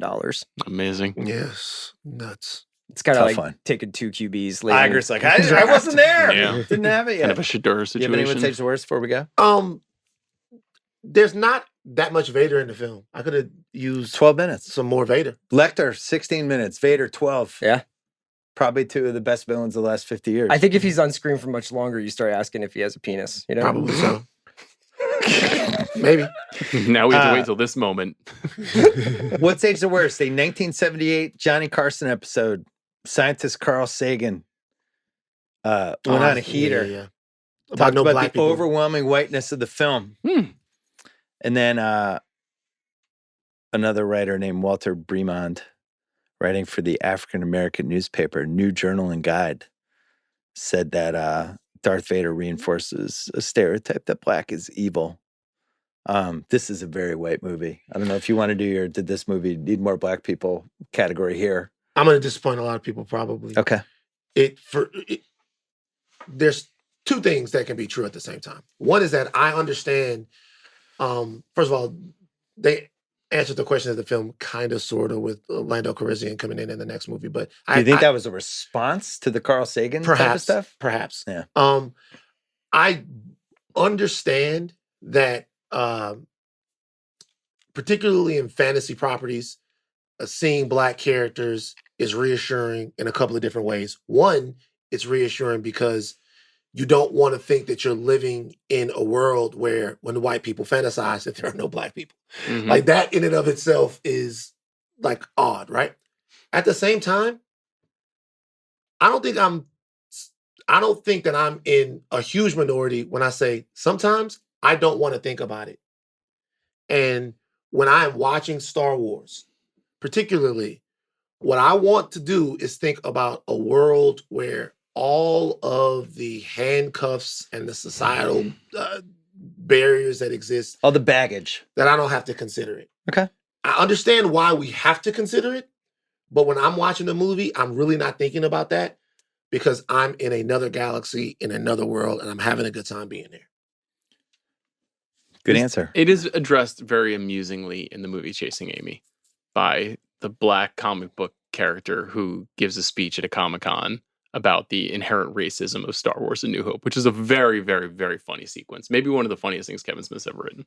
Chasing Amy on the Rewatchables list. A couple more small ones. We talked about the 20th anniversary when they digitally remastered everything and altered some stuff, and how upset everybody got. And then there was a Star Wars holiday special on November 17th, 1978 that Lucas kind of agreed to because he wanted to keep, there was really no cable rewatchable system back then. And he kind of wanted to keep the movie relevant.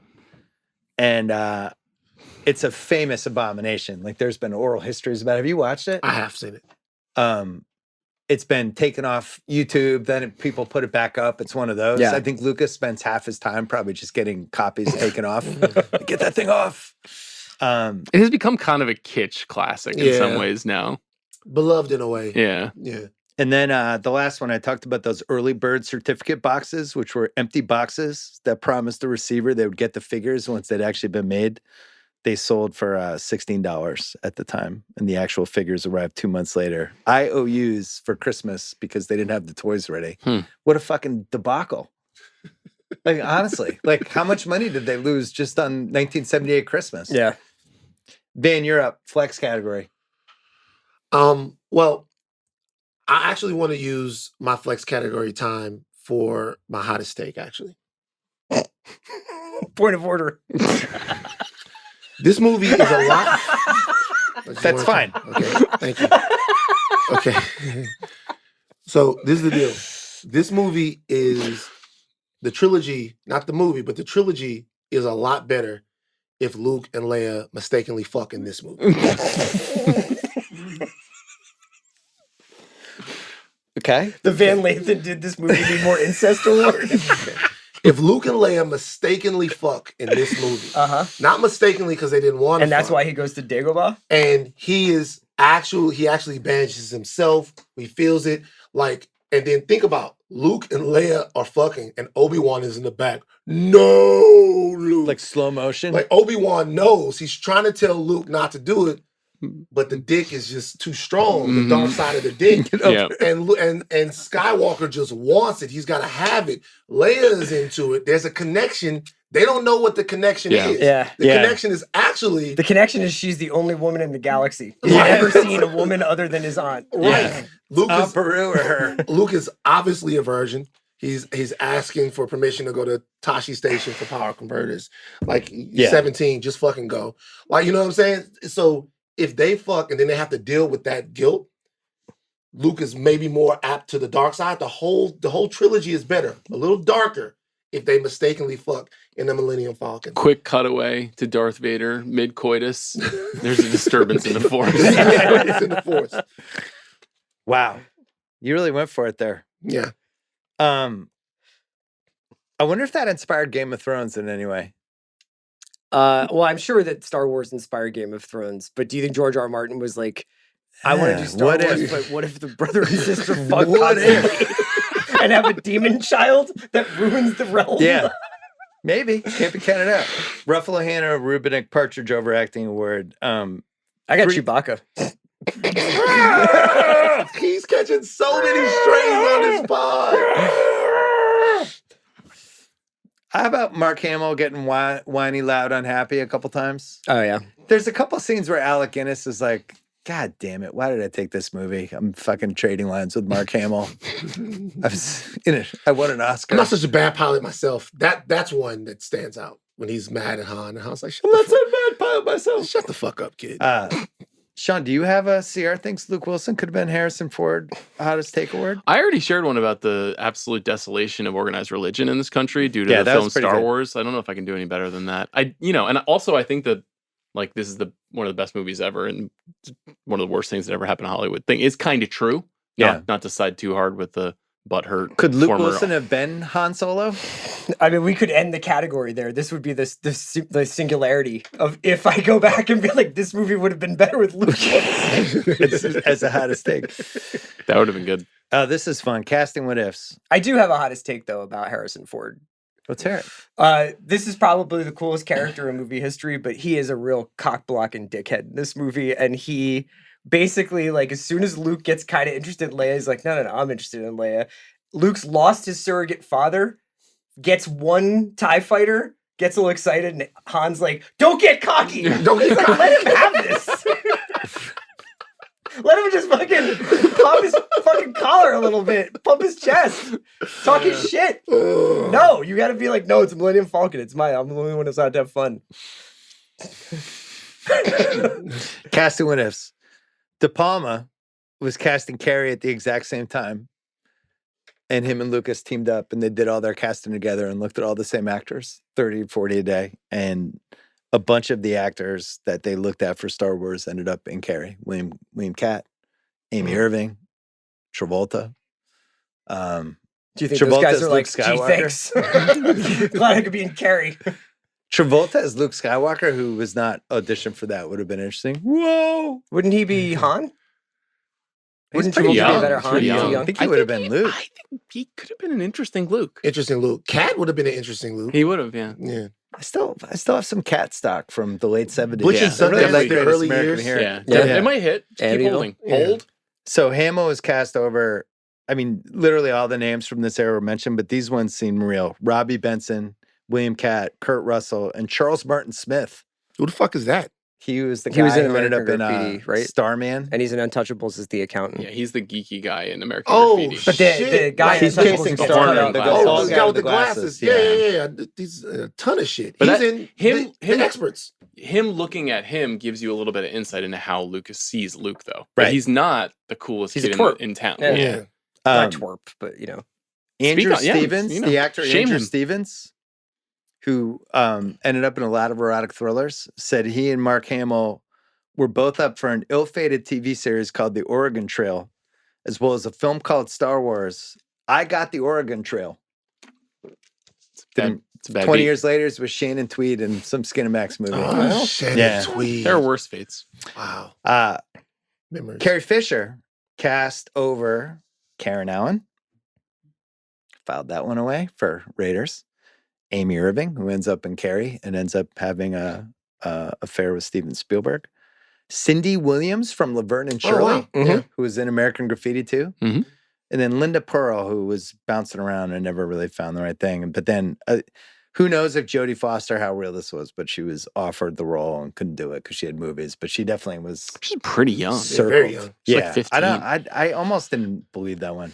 Russell auditioned for Luke and Han Solo. He was Then- like stuck age-wise between the two of Yeah, them. it was like 3 years earlier. Yeah. Perfect. Yeah. The casting what ifs for Han is tough because you're like, this is every actor, but also I can't stop thinking about Jack Nicholson as Han Solo if they actually looked at him. Well, there's two where the actors claim that they turned it down, which I think like if we were actors, I would just start doing this when I hit my mid-50s. Be like, yeah, I turned down Hannibal Lecter. Demi came to me. I just didn't want to do it. But James Caan claimed he turned it down. And Pacino claimed that he turned it down. Pacino as Han Solo, that movie sucks. It's just bad casting.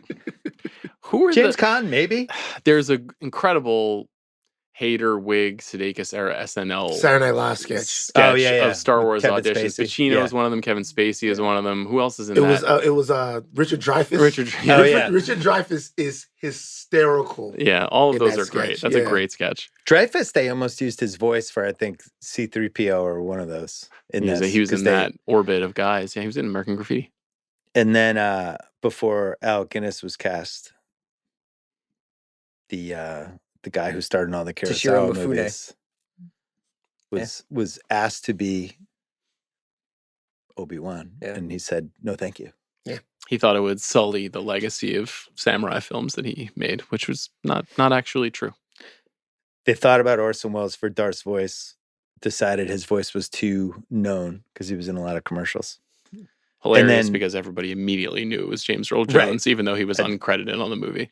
And then Peter Mayhew and David Prowse were both tall and asked which one they wanted, Chewbacca or Darth Vader. And Mayhew wanted to play a good guy. Prowse wanted to be a bad guy. They ended up doing that. Interesting choice.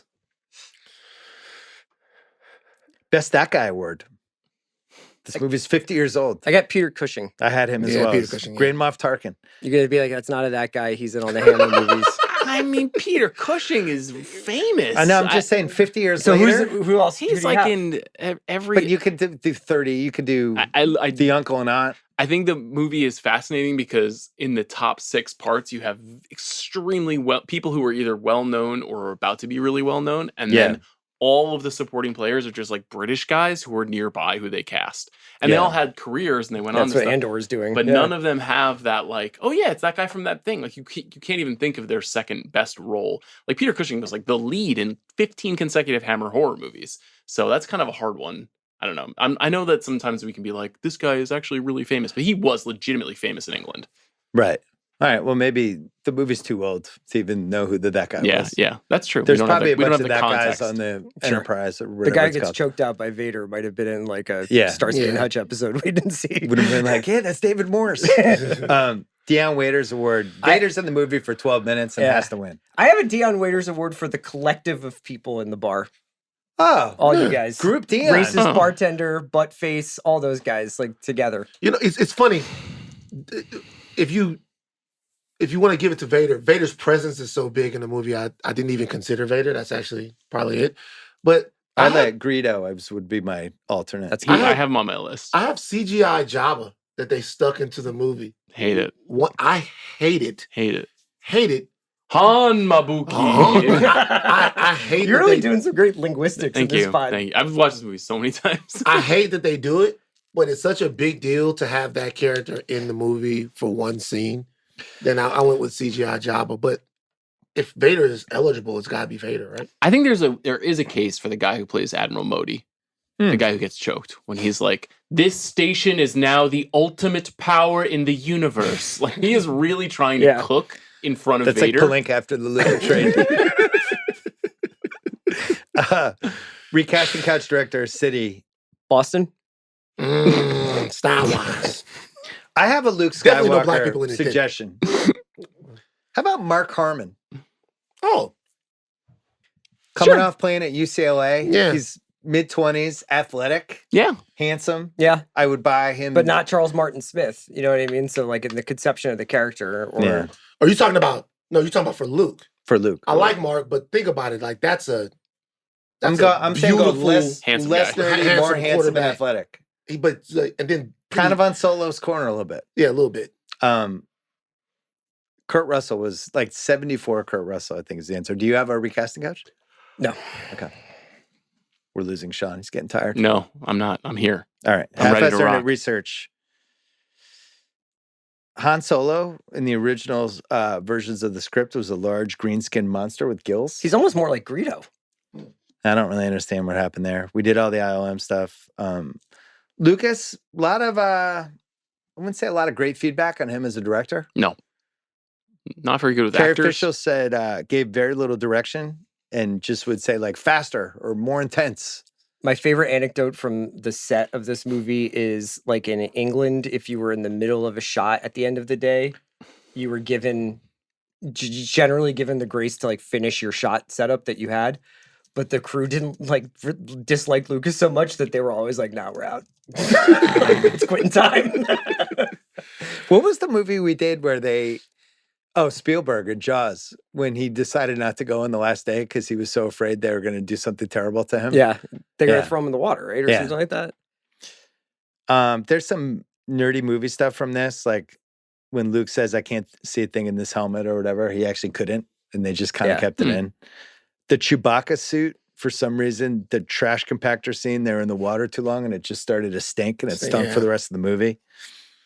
One of the coolest things to read about is the original rough cut of this movie, the lost cut, which is the editor was basically assembling something for Lucas to look at, and it winds up being very long. It's like I don't know how like 3 hours or whatever, and apparently is a lot more Luke on Tatooine with like Wedge hanging out, Oh, like American Graffiti in space. But then Paul Hirsch and other people come in and cut it way down. Mark Hamill said studio executives were unhappy that Chewbacca had no clothes and kept saying that he should be wearing shorts. That would have been terrible. right. Just like, what a horrible idea. But he was Can already. you imagine getting that note? Wait, would you want him Like khaki shorts if you or had dark Chewie? shorts? Would you want him in Prefontaine short shorts or Like the- Jalen Weber Fab Five? Like yeah, Fat Five shorts. Yeah. You want But by the big going ones. commando, he's ready to jump into the Luke and Leia sex scene pretty Absolutely. quickly. Yeah. That's where he would have shined. Then you would have really been swayed by Chewbacca after That's the all I sex scene. have for half-assed research in case you guys have anything. Because the next category is blind call for Rosillo. Oh shit! Wow. Here we go. He's crushing tape right now. I think this will go right to voicemail, but we're about to find out. Telephone number. Damn it! Do it I'm gonna again. Do it again. Yeah. Hold it Second to the time. mic also. Yeah.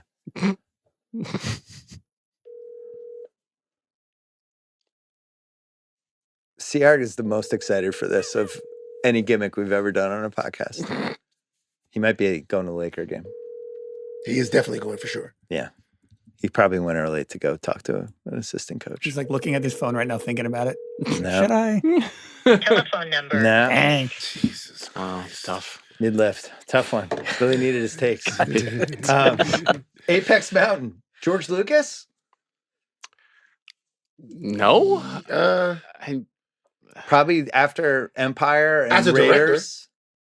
No, we're talking everything. I would say it's after Empire and Raiders, like has anybody 1981 ever range. like gotten to Apex Mountain and then just sat there forever? Yeah. He never.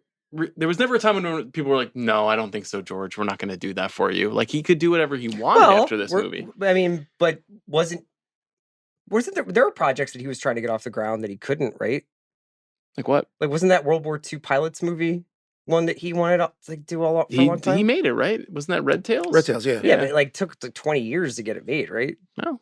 Well, it's He makes one difficult. movie and then he vanishes for a long time in terms of being behind the camera. If As a director, it yeah. certainly is, because the next three movies, to the point of people, to the issue of that people had with his directing style, the next three movies, the performances are wooden. They're not very well directed. It's just a fact. But You mean the prequels? the prequels, Yeah. the next three But Star Wars Empire and movies. Jedi right? are like real people. Yeah. Like not him, and then I'm know, going to say 81 range. This This is Apex. The third one's coming. Everyone's pumped about it. Raiders comes out. It's a fucking massive hit. And him and Spielberg have vanquished and he's the biggest everybody guy else. in it. Yeah, Right. Okay. Yeah. I think it's and right he around has created and owns ILM. Yeah. Skywalker Ranch is opening. He's doing Skywalker Sound. Like he's kind of like building his own. He still has a decent Valhalla. beard. But you Hasn't can, like fucked his beard situation up yet. but you can almost.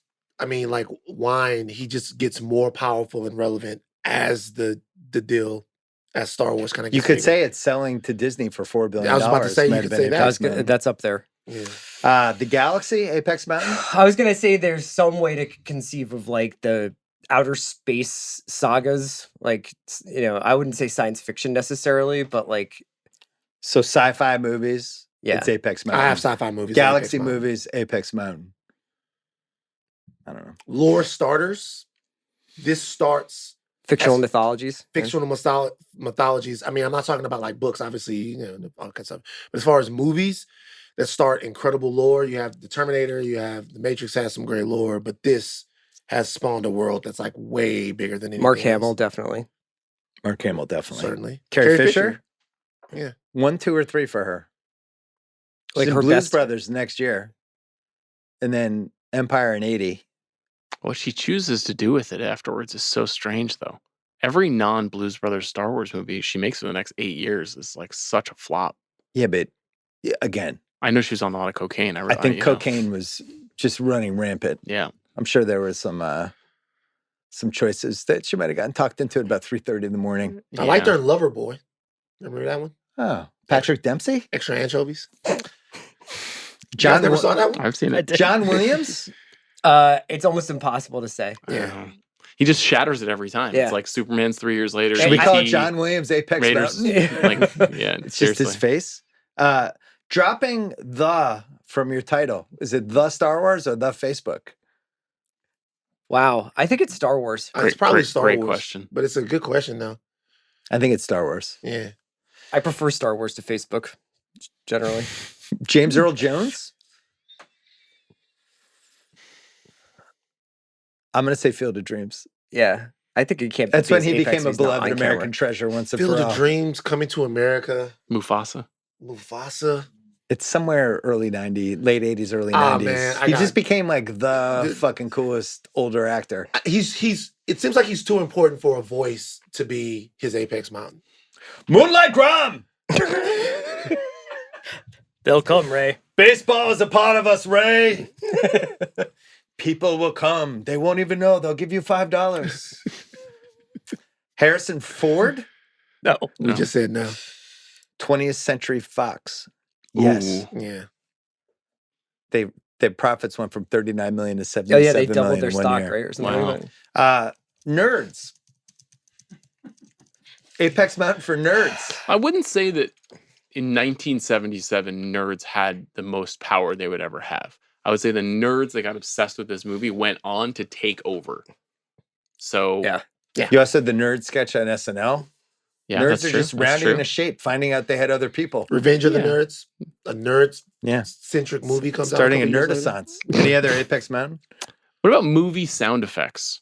The Academy Mm. Awards creates a special award this year for Ben Burt, who does all the droid sounds. You've got Darth Vader's breathing. You've got my favorite sound of the movie is the sound of the TIE fighters flying, which is like just terrifying every time you hear that like screeching whisper sound. It's pretty memorable.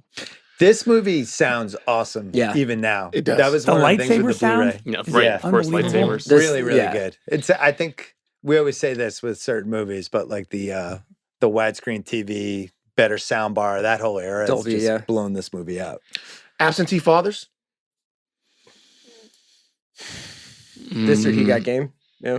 He Got Game is up there. But Absentee Fathers, you don't know what your son is doing. He comes around, he's trying to fuck over you now. You don't even know. Absentee Dads. As a movie premise, Well, it's not a movie premise, but when you look at it now, no, I'm saying for it's probably Empire then. Shaquille O'Neal's biological didn't bother. That's a good one too. Just Absentee Dads. This is the greatest Absentee Dad story ever. Because by the time Vader comes back to Luke, Luke is now a first-round draft pick. And he wasn't before. When he was just a little dude on Tatooine, he didn't give a fuck about me. Yeah. Now I got the Force. Now I got another dad in my life. Who cares, right? Obi-Wan has come around, you know. I got friends. I got all of this. Now you want me? Nah, that's not how it works. Cruz or Hanks? I have Cruz, but I think Hanks could have been a good Han. Cruz for which part Luke. and what year of Cruz? Cruz for Luke around Taps. Right? I was going to say 1982 Cruz. That's Yeah. my answer. Like Outsiders Cruz. Cruz that still had the baby fat in his yeah. face. Yeah. He's filming Losing It with Shelley teeth. Long and making Yeah. Star Wars. Mhm. What do you have? You know who I have. It's Cruz. Okay. It's got to be Cruz. But Hanks now as Obi-Wan would be interesting. And I That would think be Hanks, there was like when Hanks is like in the volunteers, I could see him being Han Solo. Disagree. But okay. Hank's too tall. Cruz. Scorsese or Spielberg? Spielberg. Agreed. What role would Philip Seymour Hoffman have played? I have any situation where he could say, Luke, how's the peeping? Maybe after that sex scene. Ooh, Yeah. I had him The as Vader's beacon. lead counsel. Yeah. Mm. He just would have dialed it up. Go a little Hunger Games. Craig, you have a flex category. What is it? Can I quickly go back to Apex Mountain and ask, is this the Apex Mountain of Apex Mountains for a movie? Are there the most Apex Mountains in any movie ever for Star Wars? If you go through it, you have like half the actors, yes, it's probably George Lucas holistically. I think like it's Titanic. villains, music, the best weapon in movie history, secret hidden movie nuggets, sound effects, blockbuster franchises. Yeah. Craig is cooking.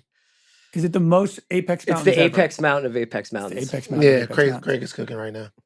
I'm surprised you didn't think of that. The Apex Mountain. Yeah. I'm Craig's Obi-Wan. Sean S. Jack Sanders. Craig is actually a perfect Luke. Craig, you got a lot of Luke to you, brother. Yeah, And I'm you're bad a- at acting. You're a twerp. I hope you're not related to Liz.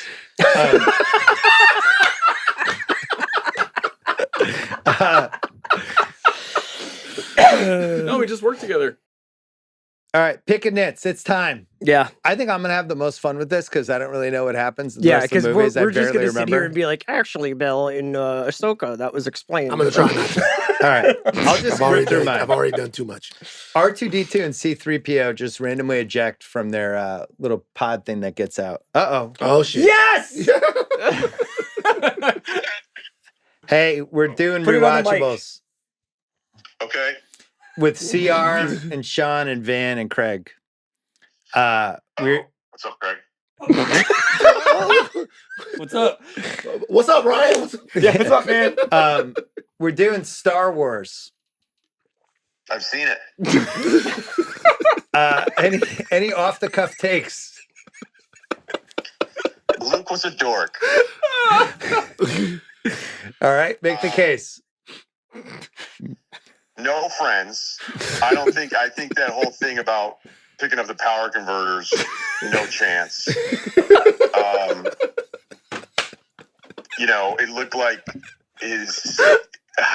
like he immediately is annoying to Obi-Wan, and it's like, dude, this might be your only friend. Like, there's no other houses around, and he's invited you in, and he gives you a fucking lightsaber, which I imagine those are pretty cool, even on Tatooine, and you're just like, why is he such a brat about everything? And then obviously, like, watching the Princess Leia video would be a guy seeing porn for the first time, he's freaking out, and he's like, replay the entire mess, so I don't know. I just think there's a lot of dorky stuff with him that was just, granted, I worshipped him when I had the figures when I was in single digits, but as I got older, I started realizing that Han was the cool one. Yeah. Yeah. Oh, that's a great take. Elite Priscilla. take. Elite take. Great take.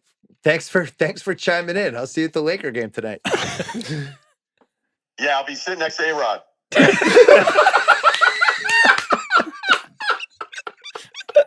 Wow. I don't know if we'll ever have a blind call that worked better than that. Whoa, that was amazing. Okay. R2 and C3PO, what were you saying about them picking nits? I'll just start over picking nits. R2D2 and C3PO just randomly ejecting and landing on Luke's planet right near his house.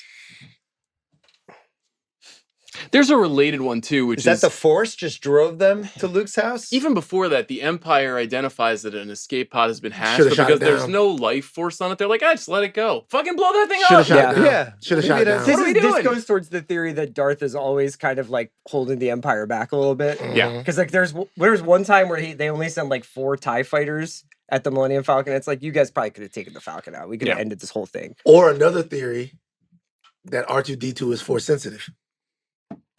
What does that mean?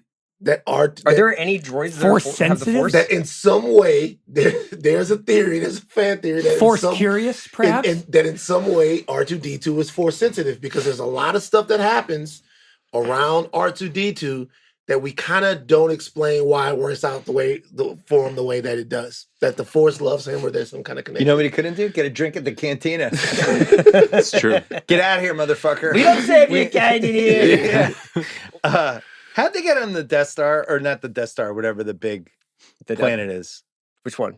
When they come back in and the thing Yavin? pulls them in, Oh no, the Death Star. That's The Death Star, tractor yeah. Yeah, Tractor beam, yeah. The tractor and then beam they pulled them just in. kind of let them in, and they're like, Yeah, it's a "There's trap." nobody here." Well, No, they they hide. hide. They hide No, under I know the they panels. hide, but that's how bad the stormtroopers were. They're like, I Yeah. don't see him. They're legendarily incompetent. Yeah. Like how fucking terrible you're. They're just like, I don't see him. The whole thing doesn't work if the stormtroopers are better at their If they jobs. can aim. Yeah. even. Yeah. They're legendarily incompetent. Well, the aiming, I think, is a Yeah. nitpick. There's a lot of only Rambo First Blood Part 2 has more straight 5 feet away shots that just miss. Right. Luke, 130 people miss him from right here. Yeah, when they're on the bridge that they're trying to, they're about to swing across, and the stormtroopers are just looking right at him, and Luke isn't even trying to hide against the side of the wall. He's just standing there. He's just like, "What's up?" And he's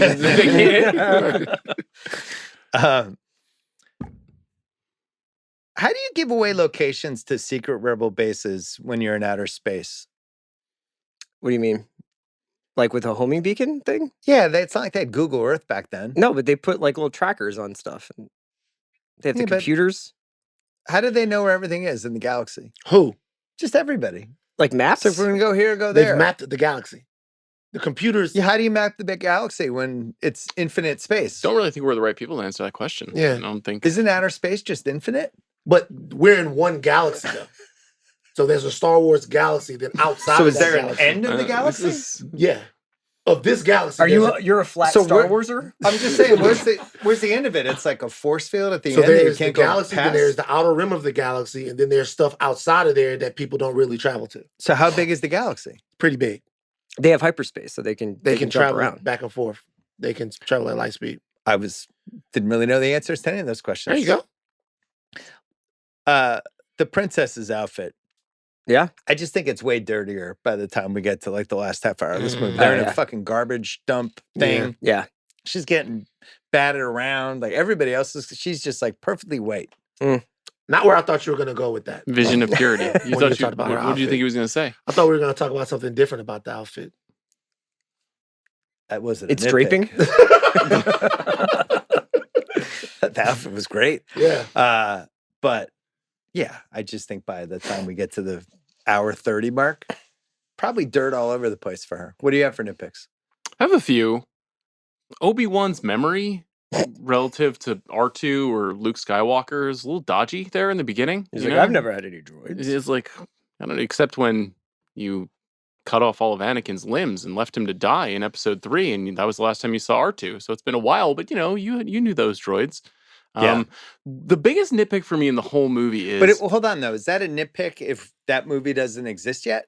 but we know that- give Lucas credit for envisioning all this other stuff. Like we give him credit for knowing that Darth is Luke's father. But for our job as the Rewatchables is to treat this movie as its own movie that came out in 1977 and then So got remade. you're allowed to be like Leia's outfit would be dirtier, but he can't be like there's like a No, little I'm bit. asking. yeah, they're your rules. So if you want No, to, I don't know the answer because I do think it's like if we did 48 hours and now we know Keogh's the Iceman and from another 48 hours, Right. which is Oh, I see what you're saying. Yeah. Oh, like I so see. now when Yeah. I watch 48 hours, it's do I have to assume Keogh is the Iceman when I watch 48 hours? I think in most circumstances you're right, but because the actual world building mythology is such a credit to the movie itself, that the whole idea of the movie is that it is this larger than one movie, all encompassing mythology. hot take though, maybe Lucas is full of shit and he just made this movie and then It's afterwards in he's play. like By the way, he's like, it's in oh play. yeah, I had the whole thing sketched out. By- Maybe he just made the one movie. when they gave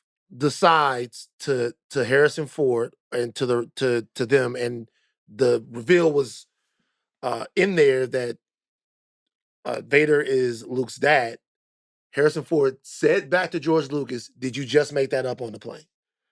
Like, did you just make that up?" Because they were trying to keep it a secret. When they gave them the thing that was happening, there are people who think that the fact that he had all of this stuff sketched out is actually not true. It doesn't make a difference now, but there are people who think that that's not the case. Well, it's interesting. After Lost ended, and he wrote a long letter to Lindelof and Carlton Cuse, being like, as somebody who wants to know where my story is going, I really respect that, blah, blah, blah. And it's like, maybe he's trying to tell us something. It's possible he doesn't. There's also actual nitpicks in the story. Chris has cited a couple of them already, but throughout this movie, characters are experiencing the most traumatic thing that will ever happen to them, and then one scene later bouncing back and being like, let's do this thing, or like partying, like Leia watches her home planet get destroyed. Yeah. Luke see his aunt and uncle who raised him are charred remains And he's like, "I'm at outside the of their bar." home, and Yeah. then he's going to the cantina and hanging out over and over again. Obi-Wan is murdered by Darth Vader, and Luke gets on the Millennium Falcon and is shooting down TIE fighters. Like, not a lot of emotional depth to the character development in this movie. I think he kind of fixes it in the next 2 movies. It's like they're much more Or different complicated and directors stormy. do. Yeah. They're like, So- we have to have a beat here where they're like sad about this. Exactly, happening. Yeah. exactly. But it's like it's kind Obi-Wan of weird. murdered or suicide mission? He No, gave himself to be one with he the Force. sacrificed himself. sacrificed Sacrificed himself, himself to be yeah. one with the Force. Yeah. Or maybe he just didn't want to fight Vader. Felt like he didn't want Oh, to, you want thought to he take was the L. shrinking from the He's competition? already Interesting. 2-0 against him. Well, it finishes 2-1 It finishes with a 2-1. loud one. I am still, after all of these years of being a Star Wars fan, unclear as to why Kenobi did it. Still unclear. Because he has to do it for Luke to fulfill So, his destiny? I think so that he can escape is the practical reason, and the philosophical reason is so that Luke can go on and be the torchbearer of the Jedi way. The savior. I guess my thing is they would have escaped anyway because all of the stormtroopers. Because they were letting them go. Actually, the fact that he gets cut down is what makes the stormtroopers turn around because Luke then freaks out and they Mhm. go, "Oh my God, they're getting away." Mhm. So I've had this conversation so many times. He didn't have to die. Like, actually, he didn't The have only to die. case for it is he wants to pass the torch a la LeBron to Luca and be like, this is your team now, Luca. I'm going to have Anthony Edwards kill me with a lightsaber right now so I can give you the Lakers. Yeah. But it still doesn't make sense because the best option is just fucking kill Darth Vader. Yeah. He's right there. He Just kill probably him. couldn't have killed I think Darth he Vader at cowered that it point. out. Yeah, I think he Both physically and maybe and emotionally. yeah, yeah. Yeah, I probably think he couldn't knew, have like, done I'm it. too old. Yeah. Well, This he guy's hasn't not been gonna able to beat do me. it 2 times before then. He Yeah. had 2 chances. He didn't Yeah. do it. It's a good career move by Obi-Wan because it's like I could either lose this fight and look like a fucking loser or I sacrifice myself. Okay, so in the same vein, this was going to be my flex category, but I'm just going to do this because it's part of a picking nit. It's 2 different categories crushed together. Did I skip your flex You did. category? The George Ellerby 2 weeks hard with to pay host. award for the character who definitely should have been fired goes to Grand Moff Tarkin. Grand Moff Tarkin is informed that there's a flaw in the largest Department of Defense governmental investment in the history of the Empire. The enemy knows how to attack it. He insists on continuing on with making the Death Star fully operational and exposing the destruction of his beloved battle station. He loses. This is the 28-3 at halftime in the history It's of Shanny. movies. Yeah. This is a nightmare scenario. He should have been fired. And then follow up to that, Vincent Chase Award. Are we sure this character is good at their job? Are we sure the Death Star is good? Is the Death Star actually an effective way to run the Empire? This is a thing. It also takes a lot of energy to run it, which we're finding out in Andor. Very Yeah. expensive. This is a thing. It's not. Grand Admiral Thrawn did not want the resources going towards You're the about to Death lose Star. Simmons. No, I'm listening. I was just telling Ben to feed the dog. Okay, Keep no, all going. right, never mind. No, I'm not doing it. No, do it. I Because want you it's, to do it's it. disrespectful. No, no, seriously. Grand Admiral Thrawn did not want the Death Star project to go forward. He had a plan for an advanced TIE fighter that he thought would have been a much more pertinent use of or appropriate use, should I say, of the Empire's resources. And that the Death Star was a waste of money and time and resources, and that it would lead to their ruin. And he was right. Grand Admiral Thrawn is the blue guy with the red eyes. And So who's the Phoenix Suns in this scenario? Who's Sarva? Tarkin Not is Sarva, Ishbia. Yeah, Tarkin, Ishbia. Tarkin is Ishbia, no question. He made the deal for Brad Beal, and he got blown up on the Death Star because of it. There's no question about it. Now I understand. The only picking nit I really had, it's related to what Sean just said, is on the Luke side of things with the Death Star. Luke bets the entire galaxy on a spiritual force he learned about a week ago. He's like, I'm turning off the computer. I'm going blind. It's like, dude, you were on a desert planet. Vibes You had only. never heard of the Force before. And now you're fucking like, oh yeah, I'm all Jedi. Maybe. speaking of that, how much time That's on that hilarious. equipment did Luke have? How much- I know, they're on like, the- he's a good bush pilot. on the X-wing, yeah, like he's just up there, full uniform with the rest of the Air Force. It's like Randy Quaid in Independence Day. He's like, I'll just get an F-16, man. Sequel, prequel, prestige, TV, all black cast, or untouchable. This movie did all of them eventually. Except, I know a lot of people in the Star Wars universe. You know who you are. I've been begging for the all-black Star Wars movie. And let me tell you why it should be made. To piss the fucking people off on Twitter, man. Just piss them off. Like, they get mad every time there's one black person in the Star Wars movie. Fucking do Star Wars Ghana. Like, you know what I'm saying? Like, I'm serious. Like, they get so mad. Yeah. By the way, I know people who are very high up in the Star Wars thing, and I've told them just make an all-black Jedi troop. I'm talking about Star Wars with a Z. Like, just that. It's just Lando and Mace Windu. Lando, Mace Windu, all of their people do the whole black Star Wars movie. It would be dope. It would be super dope. There's a planet with nothing but white people. Why couldn't there be a planet with nothing but black people? Honestly, a great idea. That's the only thing of all of these things. It's the only thing they haven't done. Sequel's been done, prequel's been done, Prestige has been done. The only thing they haven't been done, the true frontier that they haven't gone to, that's Star Trek, is the all-black cast.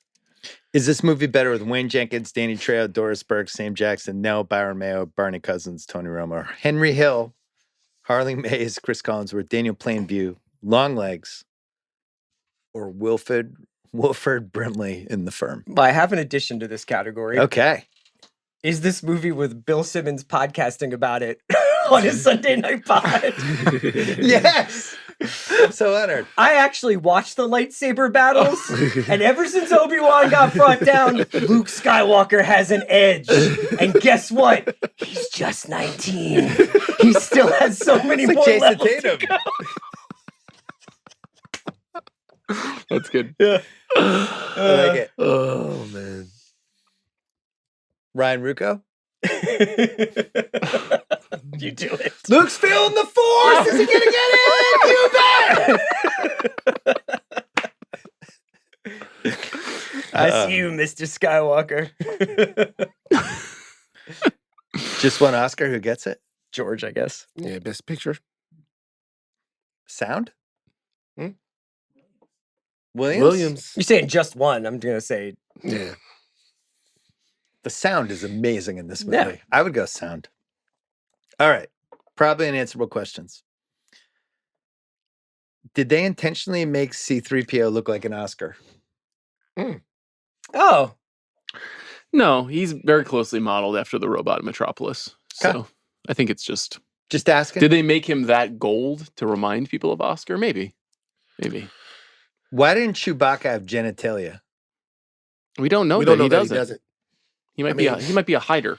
He's a Wookiee, and so there are many, many Wookiees. Did we the just fur cross hides the it? over for the amount of genitalia on Star Wars characters we're talking about? For at least 3, 4? Well, we hit 2. Yeah. Does he have a butthole? Very, what are we doing? Very interesting Wait, question. like, what kind of creature are we talking about here? Okay, I would imagine. Is he a Ken dog? I Does imagine he him as have- like a giant. Like Does he a go to Saint the Bernard. bathroom? But Yeah. it's very. Does Chewbacca go to the bathroom? He Yeah, was he- inspired by Lucas's Malamute, Indiana. His dog. Yeah. And that dog has, a lot of fur that is like that stringy I fur. can't see it. But It's not fur. he's like a dog. So it goes to the bathroom. I would say so. Yeah. Do you wish there were more times in Star Wars where someone was like, I gotta take a piss? Chewbacca's like, Halloween 1978, most people dressed the same. Probably the most. I'm trying to think of another Halloween Yeah. where there was more people in the exact same costume. I'm probably Like Michael Jackson Thriller. yeah, Maybe Heat Michael for you Jackson. guys. Yeah, Heat, summer after Heat, Bill Heat. wearing open collared white shirts. Okay, motherfucker. All right, Van, top 5 sci-fi women Hall of Fame. Ooh, easy. Sarah Connor. Oh, night 1 or 2? 2. 2. I came across time for you, Sarah. Sarah Terminator Connor. 1. Princess Leia. Mm-hmm. I'm gonna throw a new addition in there. Zendaya. Wow. Dune 2. Okay. In Dune 2. We never really got she's kind of always wearing that still suit, I don't know. You're not into it? I mean, I love Zendaya, but like it's not Princess Leia's costuming. So when we say sci-fi, are we talking about like the entire realm of sci-fi? Yeah. Okay. So do Marvel movies count as well? Do they? I don't think so, but I don't feel think so free to either. cook. If Marvel movies count, I got Scarlett Johansson as Black Widow. Okay. That's an all-time white girl right there. Doesn't count. Doesn't count. Sorry. I can throw one at you. Daryl Hannah from Blade Runner, maybe? Perhaps.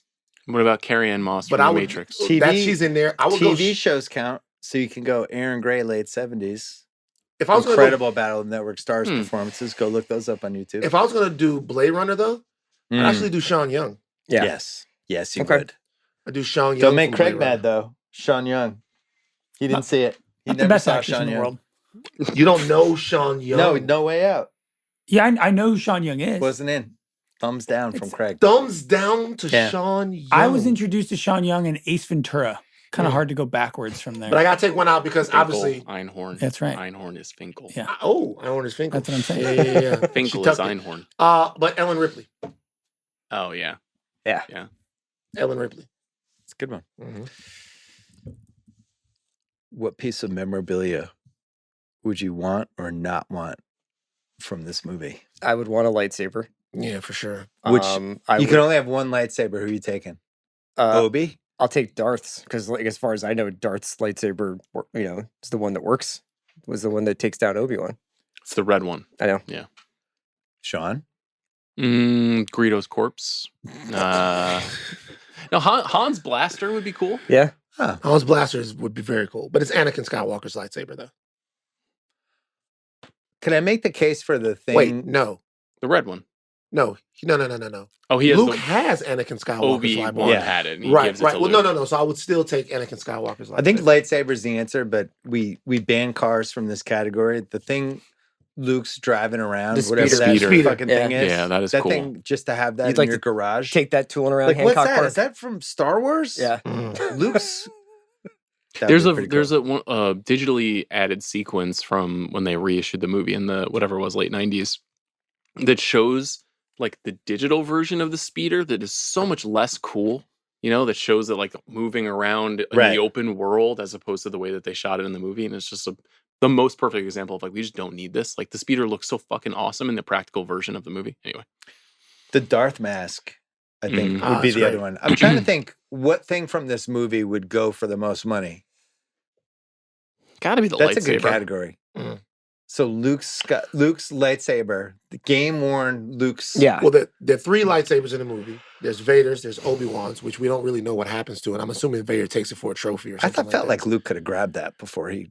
Well, no, I mean, he's he's- across that he's a- whole. yeah, he's He's getting shot at He by like steps on stormtroopers. it, right? When he checks on Yeah, the he's kicking his cloak. when he kicks his cloak. Yeah, so it's there. So I'm assuming Vader takes it as a trophy, whatever. But then there's the other one. Which lightsaber would you take of all the 3? If you had to have a piece of I'd memorabilia, want Luke's. I always like Mace Windu's purple lightsaber. Hmm. it's great. Coach Finstock or a best life lesson. May the force be with you. Yeah. May the Force be with you. Yeah. The force will be with you, Chris Ryan. Trust the force. We'll always have good TV shows, Chris Ryan. Trust the force. I got another one though. The Bear is going to be really good season 4 in June. Trust. Reach out the with your force. feelings for the bear. You and Andy Greenwald will have good podcasts. Trust it. Trust it, my son. You have a life lesson? Yeah, raise your kids. Oh Yeah. wow. Don't let Uncle Owen raise your kid. Don't let Uncle Owen raise your kids. Your kids will come back and they'll take over your empire. Best double feature choice. Is it Sith or is it Empire? It's Rogue One. I have Denis Villeneuve's Dune. The first one or the second one? The first one. Yeah. Sand Planet, kind of same thing. I like to go outside of the pantheon with the double feature choices. What about American Graffiti? Oh, go full There you go. Lucas. Full Yeah. Lucas? It's Back good. then. Yeah. Raiders would be interesting It too. would be, that would be good too. Who won the movie? Harrison Ford. George Lucas. You're really going Harrison Ford? Yeah. George Lucas made $4 billion from this movie. I'm saying Harrison Ford keeps this movie attached to like humanity. It's a robot and a twerp acting against each other. If you don't have, he's the coolest guy, like in one of the coolest movie characters ever. Sean? Lucas?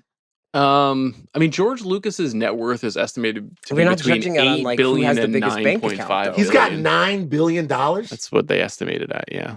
So that's He's a so lot. cool if he bought the wait, Celtics. hold on. It would have been cool if he bought Because the he Celtics. sold it Lucasfilm for for 4, but so he was then- making money on Star Yeah. Wars. He's Oh, just, so he through already the probably 80s, had- 90s, and 2000s. Yeah.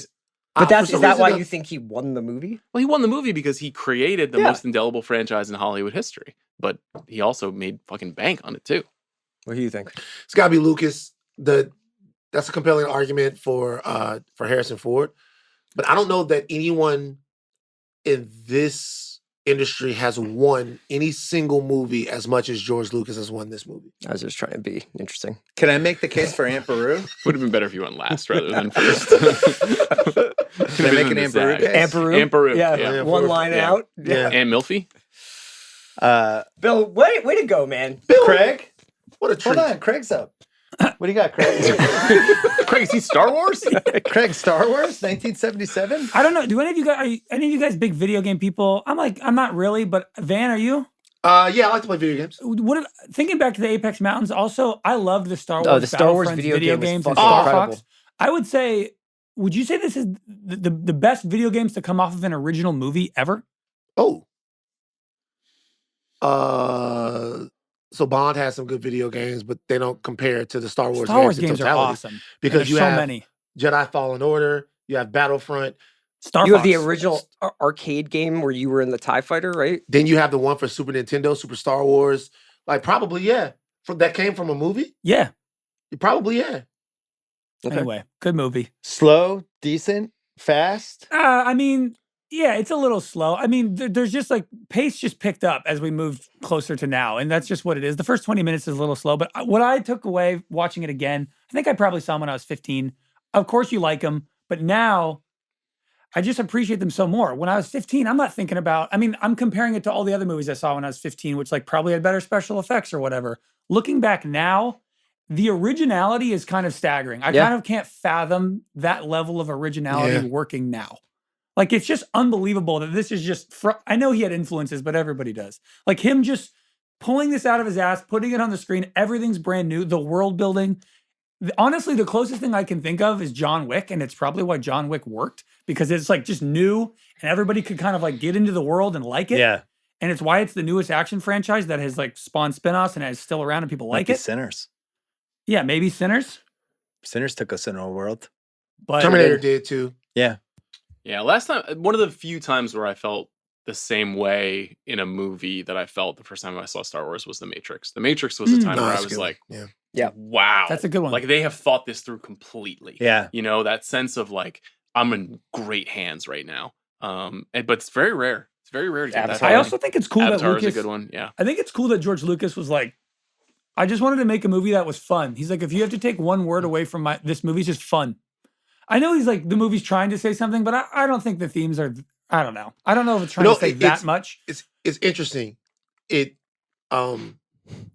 essentially, like, we talk about Star Wars, and I talked to a friend about it. He goes, essentially, the movie is about like fathers and sons. It's not really, it's a complicated lore, but not a complicated story. Like, Not a complicated movie, too. No. It's just like, this is a really, It's this a- is a great chase. Good you know? versus evil. It's a Yeah. feeling. Same with Indiana Jones. Like, I don't really know what Indiana Jones is about, but Indiana Jones, and it's my favorite movie. It's just like a feeling. And I, growing up, the Disney rides obviously were around when I saw these movies. So I kind of immediately made that connection, which is probably different for you guys because they made them as over time. But like, I associate these movies with like that feeling of being at Disneyland, to be honest.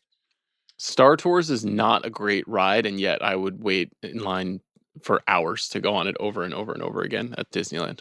Star Tours, I like, but I tell you one thing that is a fantastic ride, and it was one of the best experiences I've had as an adult man. Not doing commercials, but have you been on Rise of the Resistance? In Galaxy's Edge. Shit. Yeah, that's cool. You're in Star Wars, Bill. You're in it. They got stormtroopers everywhere. Okay, you're inside of Star Wars. We all went as a Ringerverse family. Man, we got to all do a went. Ringer Day at Disneyland. We did one. That they would be close fun. it? It was. Oh, they didn't? Oh, there's a hotel they closed. But they closed when we did Star Wars Celebration a couple of years ago.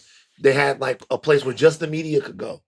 And me and Mal and the Midnight Boys, we rode it a bunch of times. Phenomenal.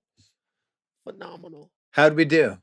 I think you How did a long great was that? job. About 3.5. You brought really Is good that the energy. longest one we've done? Yeah. No, No? Boogie and Pulp both went over 4. Okay. Is that true? That's what Craig was Jesus. telling us. Yeah. This was Alright. pretty good. I wasn't planning for I mean, it's the a longest, marathon.